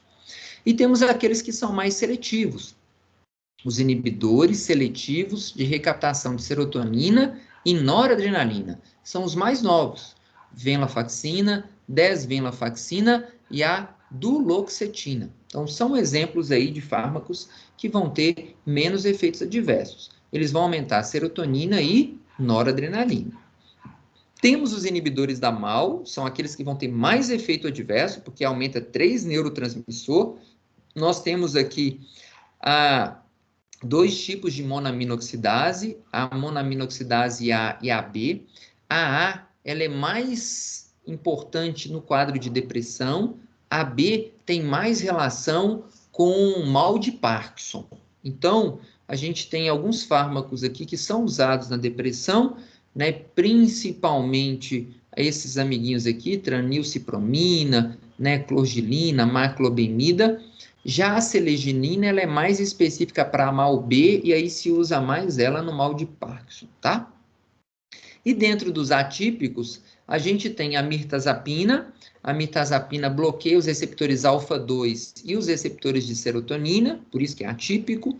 A bupropiona, ela vai inibir a recaptação de dopamina e noradrenalina, então aumenta muito a dopamina. A bupropiona hoje é muito usado para controle do tabagismo. E temos aí a nefazodona e a trazodona, que vão inibir de uma forma mais fraca a captação de serotonina e bloqueia aí os receptores 5-HT2 de serotonina. Então, são antidepressivos atípicos. Em relação à bipolaridade, eu acabei de falar que o transtorno bipolar é aquele indivíduo que tem alteração de humor. Tem momentos de depressão, falta de humor, e momentos de mania, excesso de humor. Nós tratamos bipolaridade com dois caminhos, tá? A gente pode tratar a bipolaridade utilizando anticonvulsivantes, carbamazepina, ácido valproico, lamotrigina. A gente pode utilizar antipsicóticos no tratamento do transtorno bipolar, como é o caso da risperidona, olanzapina, aripiprazol, quetiapina, tá? Mas um fármaco que inicialmente era o mais usado, hoje não tanto, é o sais de lítio, o carbonato de lítio. O carbonato de lítio, ele é um estabilizante de humor, então ele é amplamente utilizado, né? Ele atua tanto no quadro da mania quanto no quadro da depressão, mas ele é muito tóxico. Então, ele pode causar intoxicação caso a dose dele seja uma dose elevada. E isso tem feito muitas das vezes os psiquiatras mudarem a prescrição na bipolaridade, em vez de prescrever o carbonato de lítio, caminhar mais para esse grupo aqui, ó, antipsicóticos de segunda geração, mais modernos, no tratamento da bipolaridade, tá? Então, mas o sais de lítio seria aí um fármaco mais indicado como estabilizador de humor. O problema é que tem que dosar lítio desse paciente para ele não ter toxicidade por lítio.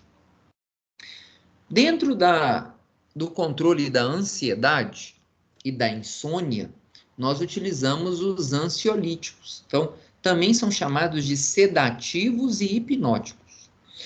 Dentro dos fármacos que têm esse efeito de controlar a ansiedade, né, lise, quebra da ansiedade, nós temos os mais usados, que são os benzodiazepínicos, e dentro dessa classe são fármacos que vão atuar com os receptores de GABA. O GABA, também chamado de ácido gama-aminobutírico, ele é um neurotransmissor inibitório. O indivíduo que está com ansiedade está com seu sistema neuronal acelerado. A gente precisa pisar no freio. E para pisar no freio é aumentar a concentração de GABA nesses neurônios. O GABA é inibitório. É como se a gente estivesse apertando o botãozinho de desligar da nossa tomada, ou o botão off do nosso eletroeletrônico, desligando o indivíduo. A gente vai ter esses benzodiazepínicos de ação curtinha, como é o oxazepam e o triazolam, e a gente deixa para usar esses fármacos naqueles pacientes que têm uma insônia inicial. A gente tem aqueles de média ação, o alprazolam e o lorazepam, também tem uma ação aí de 4, 5 horas, para aqueles que têm uma insônia mais no início também do sono. E a gente tem aqueles de longa ação, que são o clonazepam, mais conhecido como Rivotril, né? O diazepam, clordiazepóxido. Esses fármacos são utilizados para aqueles pacientes que têm muita dificuldade de dormir, que têm uma insônia transitória, mas também são muito utilizados para ansiedade diurna, né? Aqueles indivíduos que têm crises de ansiedade. A gente usa muitos benzodiazepínicos, são fármacos bem seguros. O problema é a capacidade deles provocar dependência física e psíquica no paciente. Então, são medicamentos tarja preta também, né? Tem que ter muito cuidado no uso desses fármacos. Tem muita gente viciada em Rivotril, né? Podemos deixar de falar disso. Temos também uma outra classe de fármacos que são utilizados na ansiedade e que também são hipnóticos, que é a classe dos barbitúricos, né? O mais conhecido deles aqui é o Gardenal, né? Que é o nosso fenobarbital, que na prática hoje, com os benzodiazepínicos no mercado, a gente não usa mais esses fármacos aqui, como fenobarbital, pentobarbital, tiopental, no tratamento da ansiedade. Eles são mais utilizados como sedativos e no tratamento da epilepsia na crise convulsiva, tá? E só se eu não estiver tendo resposta com benzodiazepínico que a gente vai partir por um barbitúrico. Fora eles, a gente tem fármacos que são antagonistas de serotonina, então não atua com GABA. Os barbitúricos também atuam nos canais de cloreto, onde o GABA atua. Esses fármacos vão atuar com serotonina, e aí tem a buspirona.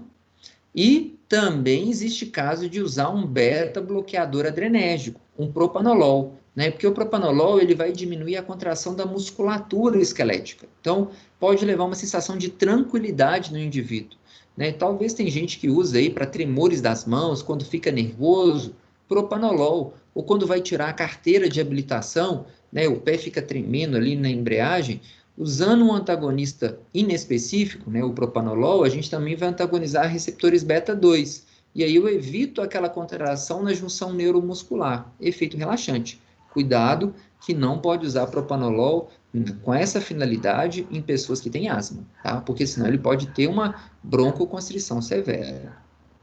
Também como sedativos e hipnóticos, de forma alternativa, a gente pode usar antialérgicos, também chamados de antihistamínicos, doxilamina, hidroxizina, difenidramina, o nosso polaramine, né? Nós temos ali o Histamin, várias apresentações comerciais de que esses fármacos eles controlam a alergia, mas eles também vão no cérebro e produzem sonolência, né? Quem nunca tomou Dramin para náuseas e vômitos e teve sonolência, dormiu a viagem inteira, né? É um antihistamínico, é um antialérgico que produz sonolência.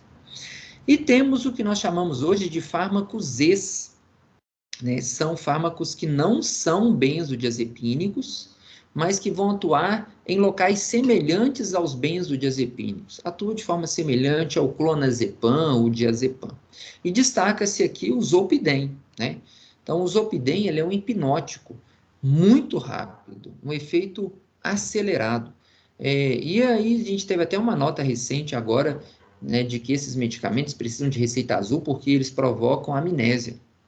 Então, o paciente, quando usa um fármaco desse, ele tem que tomar deitado na cama, porque num primeiro momento o paciente ele começa a ter alucinações, ele pode ter delírios, né, e ele pode ver pessoas que não existem, ouvir voz que não existe, fazer compras no seu celular, mandar mensagem para outras pessoas que ele não queria mandar, né, por conta desse estado de amnésia do zolpidem logo no início da ação. Então, a recomendação sempre que a gente passa para os pacientes é tomar esses fármacos na cama para, logo que tomar, já dormir.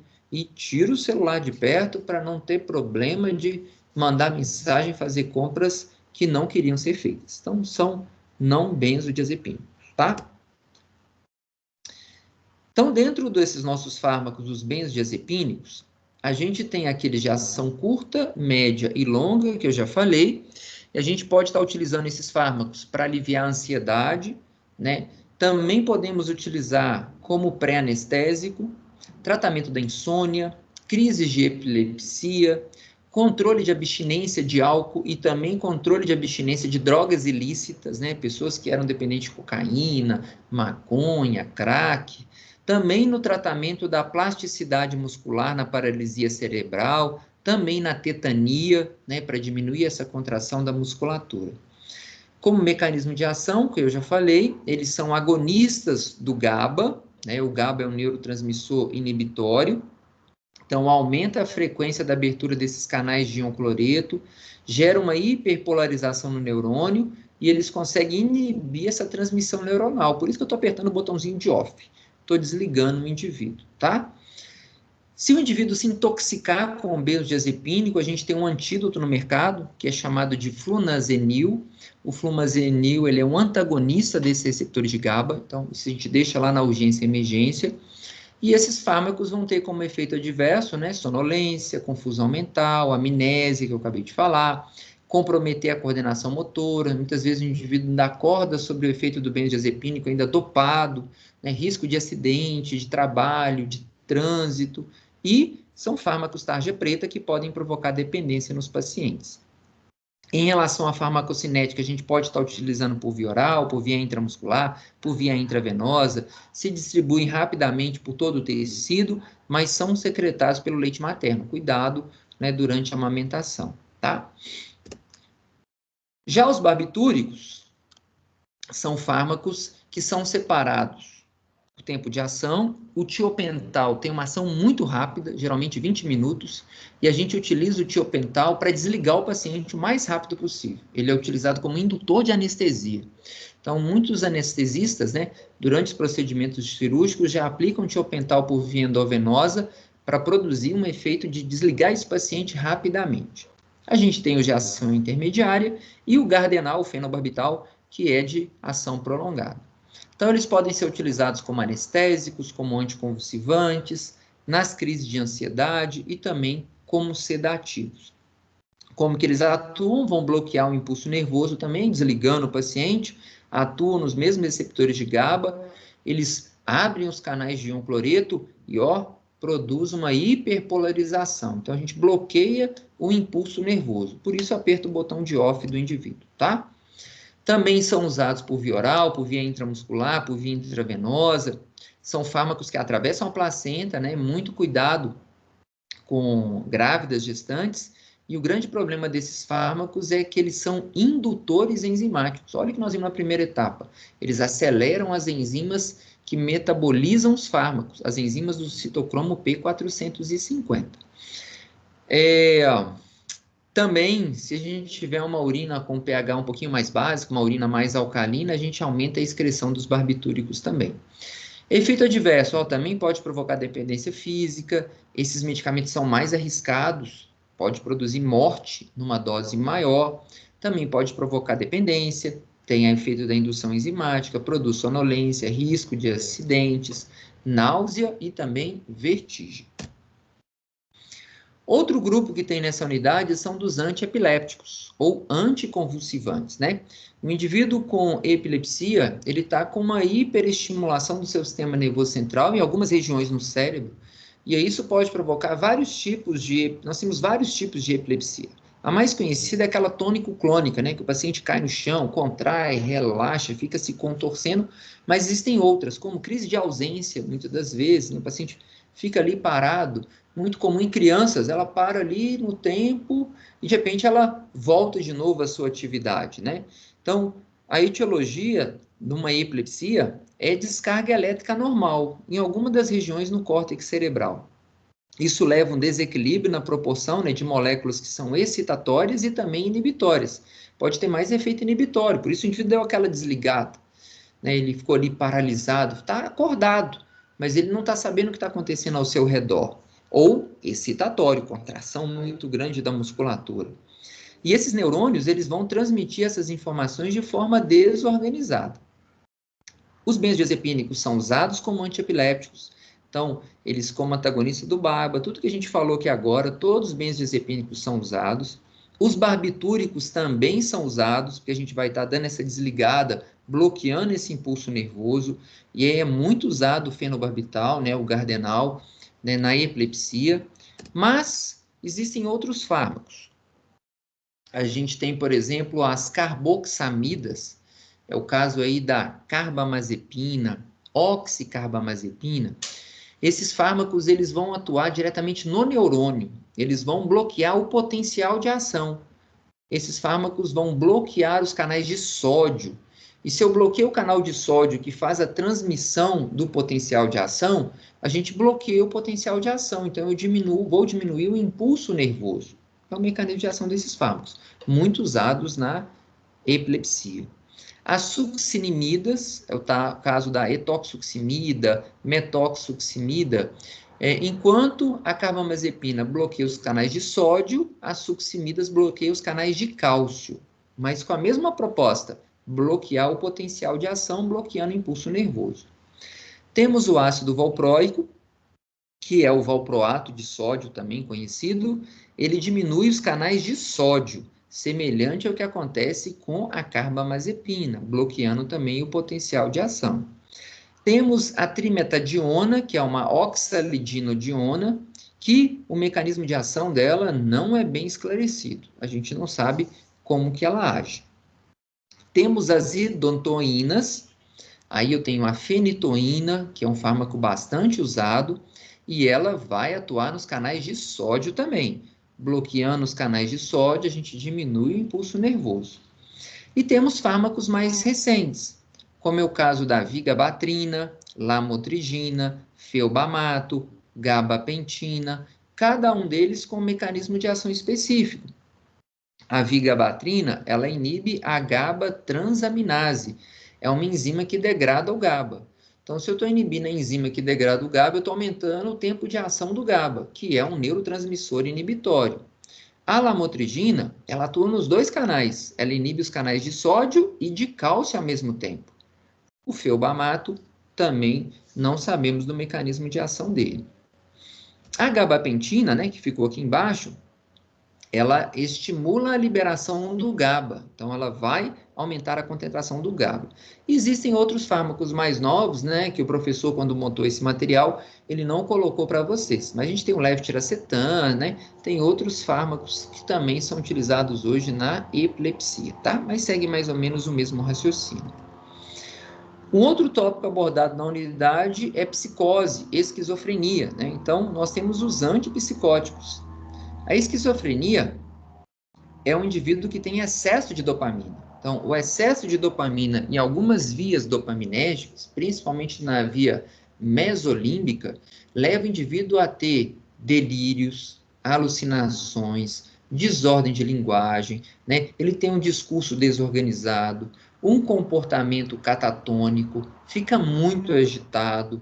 Então, são indivíduos que vão ter crises de alucinações, crises de delírios. Isso é relacionado ao excesso de dopamina nessa via mesolímbica. Mas ele vai ter falta de dopamina na via mesocortical. A via mesolímbica vai produzir esses efeitos, que nós chamamos de sintomas positivos da esquizofrenia. Agitação, delírio, né? Esse discurso desorganizado, fala coisas sem sentido, conversa sozinho. A gente se depara muitas vezes com pessoas andando na rua, conversando sozinho. Então, pessoas que estão tendo uma crise psicótica, tá? Mas eu também tenho sintomas negativos. E esses sintomas negativos estão relacionados a essa falta de dopamina na via mesocortical. Ou seja, ele fica com o sentimento embutido, fica muito passivo, fica retraído, ele se afasta das pessoas, tem dificuldade de pensamento, né? Ou o pensamento dele é fragilizado. Ele vai ter sintomas semelhantes a um paciente com uma depressão. Então, um indivíduo com esquizofrenia, ele vai ter momentos de sintomas positivos, de ficar agitado, tendo alucinações, mas ele também vai ter momentos de sintomas negativos, de se retrair, de se afastar das pessoas. Diante disso, a gente vai utilizar fármacos que são antipsicóticos, que vão tentar controlar essa dopamina do paciente. Por quê? O excesso de dopamina na via mesolímbica gera os sintomas positivos. A falta de dopamina na via mesocortical gera os sintomas negativos. Então, no primeiro momento, a indústria farmacêutica lançou os antipsicóticos de primeira geração. Com qual proposta? A gente bloquear os receptores de dopamina. Por quê? Se a dopamina está em excesso, produz alucinações, delírios, agitação, se eu diminuir a ação dessa dopamina nesses receptores, a gente controla os sintomas positivos. Então, esses fármacos são muito importantes para controlar os sintomas positivos da esquizofrenia. A gente tem aqueles de baixa potência, como é o caso da clorpromazina, a tioridazina, e temos aqueles que se ligam muito nos receptores de dopamina de alta potência, como é o caso aqui do haloperidol, o Aldol. Então, esses fármacos aqui de primeira geração, também chamados de antipsicóticos atípicos, esses antipsicóticos, eles só vão atuar nos sintomas positivos. Então, a gente vai diminuir alucinações e delírios do paciente, mas eu não vou mexer nos negativos. Posso até piorar. O paciente fica mais isolado, mais afastado das pessoas, né? Para algumas famílias, isso talvez seja interessante, infelizmente, né? Porque é melhor o meu filho, meu irmão, meu pai deitado na cama sem estar saindo da cama, do quarto dele, do que ele ficar aí querendo sair, fugir, conversar, né, ter crises de alucinação. Mas, na realidade, não é isso que a gente propõe para um paciente que tem psicose, que tem esquizofrenia. A gente quer com que esse indivíduo volte à sua vida normal. Então, se eu estou piorando os sintomas negativos, a gente pode partir por um antipsicótico de segunda geração. Porque o antipsicótico de segunda geração, ele vai bloquear os receptores de dopamina, mas ele também vai atuar nos receptores de serotonina. Então, eu vou controlar a dopamina e vou aumentar a serotonina, que é o que falta na depressão, como a gente viu. Então, esses fármacos, eles vão controlar os sintomas positivos, alucinação e delírio, mas ele também vai controlar os sintomas negativos, né, que seria esse embutamento, o afastamento, a baixa de humor desse paciente. Então, eu tenho aí os nossos antipsicóticos mais novos, como aripiprazol, acenapina, clozapina, lurazidona, quetiapina, olanzapina, ziprasidona, risperidona, que são fármacos que vão controlar os sintomas positivos e também vai controlar os sintomas negativos. A gente faz com que esse indivíduo volte à sua vida normal. Beleza? São os nossos antipsicóticos. E temos, por último, as doenças neurodegenerativas, né? E aí a gente já falou do Alzheimer, quando a gente estava falando lá de sistema nervoso parasimpático, né? Paciente com Alzheimer é aquele paciente que tem uma doença neurodegenerativa, a gente tem destruição de neurônios, então ele tem uma perda desses neurônios, principalmente os neurônios colinérgicos, os neurônios da acetilcolina. Isso está acontecendo porque a gente tem um acúmulo de placas, né, senis nesses neurônios. A gente chama hoje de placas ou acúmulos de beta-amiloide, né, são proteínas que se acumulam nesses neurônios e formam esses entrelaçados neurofibrilares que levam à destruição desse neurônio. Isso vai acontecendo com o tempo. Então, a forma que nós temos de tratamento hoje do Alzheimer não é a cura, né, de tirar essas placas amiloides que estão se acumulando nos neurônios. A gente simplesmente vai aumentar a quantidade de acetilcolina que ele tem na fenda sináptica. Então, a gente melhora essa transmissão colinérgica no sistema nervoso central, como a gente viu, as nossas drogas anticolinesterásicas, mas já sabe-se que também temos um outro neurotransmissor que é um problema para quem tem Alzheimer, que é o glutamato. Enquanto o GABA, que eu acabei de falar, é um neurotransmissor inibitório, o glutamato, ele é um neurotransmissor excitatório. Então, sabe-se que muitas das vezes essa destruição neuronal pode ser por excesso de glutamato. Então, eu posso usar um outro caminho. Enquanto a gente pode aumentar a acetilcolina, eu também posso diminuir a ação do glutamato, usando um antagonista do glutamato, de um receptor do glutamato, que é chamado de NMDA. Então, o nosso tratamento é melhorar a transmissão colinérgica, aumentando a acetilcolina, ou a gente diminuir a ação do glutamato. Então, olha, eu posso usar um antagonista dos receptores NMDA, ou seja, essa superestimulação dos receptores NMDA provoca essa neurodegeneração. Ao inibir esse receptor, a gente vai proteger, entre aspas, o cérebro desse paciente. E aí tem um fármaco interessante, que é a memantina. Então, é um fármaco utilizado aí no tratamento do Alzheimer como um antagonista dos receptores do glutamato. E o que nós já vimos lá no parasimpático, os inibidores da acetilcolinesterase. São aqueles que vão inibir a acetilcolinesterase, que é responsável pela degradação da acetilcolina. Ao inibir a acetilcolinesterase, a gente aumenta a acetilcolina na fenda sináptica e aumenta essa transmissão neuronal colinética. E a gente falou lá na aula de donepezila, galantamina, rivastigmina, são exemplos de fármacos no Alzheimer. Lembrando, pessoal, que esses fármacos vão ser usados por um certo período de tempo. Chega um ponto que a destruição desses neurônios está tão grande que a gente evita fazer uso desses fármacos nesses pacientes. Beleza? A memantina aumenta glutamato, o glutamato excita muito o neurônio. Então, tem pacientes que usam esse fármaco, a memantina, e começam a ter alucinações e delírios. Então, tem gente que tem Alzheimer e o paciente à noite começa a conversar sozinho, né? Sentir sensação de perseguição. Pode ser um efeito da memantina, porque ela está aumentando aí os níveis de glutamato do paciente, tá? E por último, a gente tem o Parkinson, né? Enquanto a esquizofrenia, o paciente tem excesso de dopamina, no Parkinson, o indivíduo tem destruição de neurônios de dopamina. Então, ele vai ter falta de dopamina numa via dopaminérgica que é chamada de via nigroestriatal. É uma via que controla a acetilcolina no cérebro. E aí o que acontece? Se eu estou diminuindo essa dopamina, que controla a acetilcolina, significa que o indivíduo vai liberar muita acetilcolina nessa via nigroestriatal. E a acetilcolina nessa via nigroestriatal produz contração da musculatura esquelética, que é o sintoma do paciente com parkinsonismo, né? Como está aqui na imagem, ó, tremores nas mãos, tremores nas pernas, tremores no pescoço. Por quê? Eu estou diminuindo a dopamina que controla a acetilcolina. Se não tem dopamina, vai ter excesso de acetilcolina. E esse excesso de acetilcolina nessa via nigroestriatal vai produzir os sintomas do parkinsonismo. E aí, nós temos dois caminhos para tratar esse paciente. Um é aumentando dopamina, porque se eu aumento a dopamina, a gente controla o Parkinson e diminui a acetilcolina. Ou a gente vai utilizar fármacos para diminuir a acetilcolina nessa via nigroestriatal. Dois caminhos. Ou aumenta a dopamina, ou diminui a acetilcolina.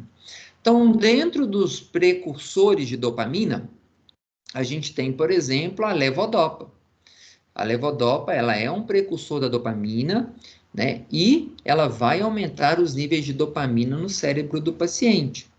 O problema é que a levodopa, logo quando administrada, ela sofre a ação de uma enzima periférica, que é chamada de dopa-descarboxilase. E a gente vai degradar a levodopa antes dela chegar no cérebro. Daí, a gente associa a levodopa com inibidores dessa enzima, da dopa-descarboxilase, que vai ser o caso da carbidopa ou da benzerazida. Então, é muito comum a gente ver no mercado uma associação de levodopa com carbidopa ou levodopa com benzerazida. Por quê? A gente vai conseguir impedir a conversão de levodopa em dopamina em nível periférico. E a gente só vai fazer essa conversão de levodopa em dopamina no sistema nervoso central. Com isso, a gente consegue diminuir efeitos adversos do fármaco e melhorar a eficácia terapêutica do produto. Tá? Então, não se usa sozinho. A gente vai usar esse precursor de dopamina, que é a levodopa, associado com o inibidor da dopa-descarboxilase, carbidopa ou benzerazida. Ou a gente pode associar com o inibidor da MAO, já que a dopamina também é degradada pela monoaminoxidase.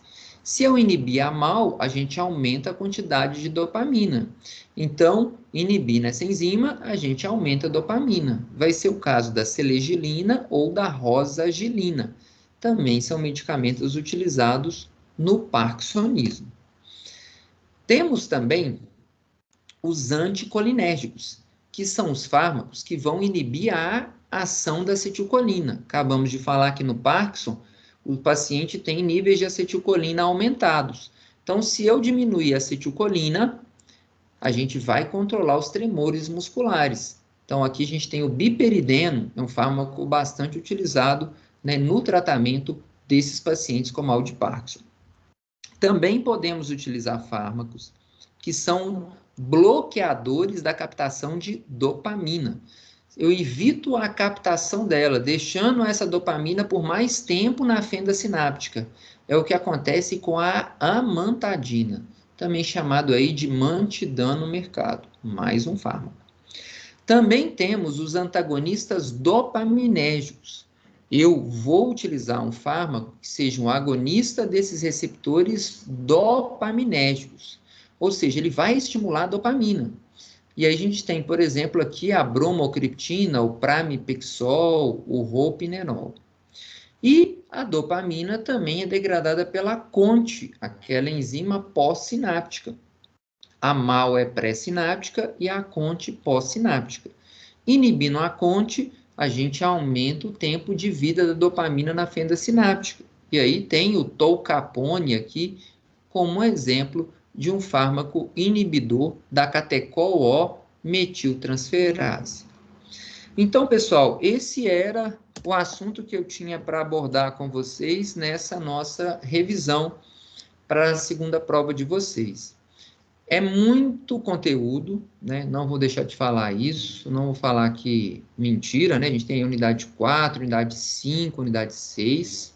Vale a pena fazer aqueles exercícios de revisão, né, descritos aí no nosso material, né? Não deixe de fazer o percurso de aprendizagem, ainda está no prazo, isso também ajuda no estudo da prova, né? Mas fico à disposição de vocês como tutor, caso tenha alguma dúvida ainda em relação ao conteúdo da disciplina, não deixe de me chamar lá no campo de mensagens, né, para eu ajudar vocês na preparação para a prova.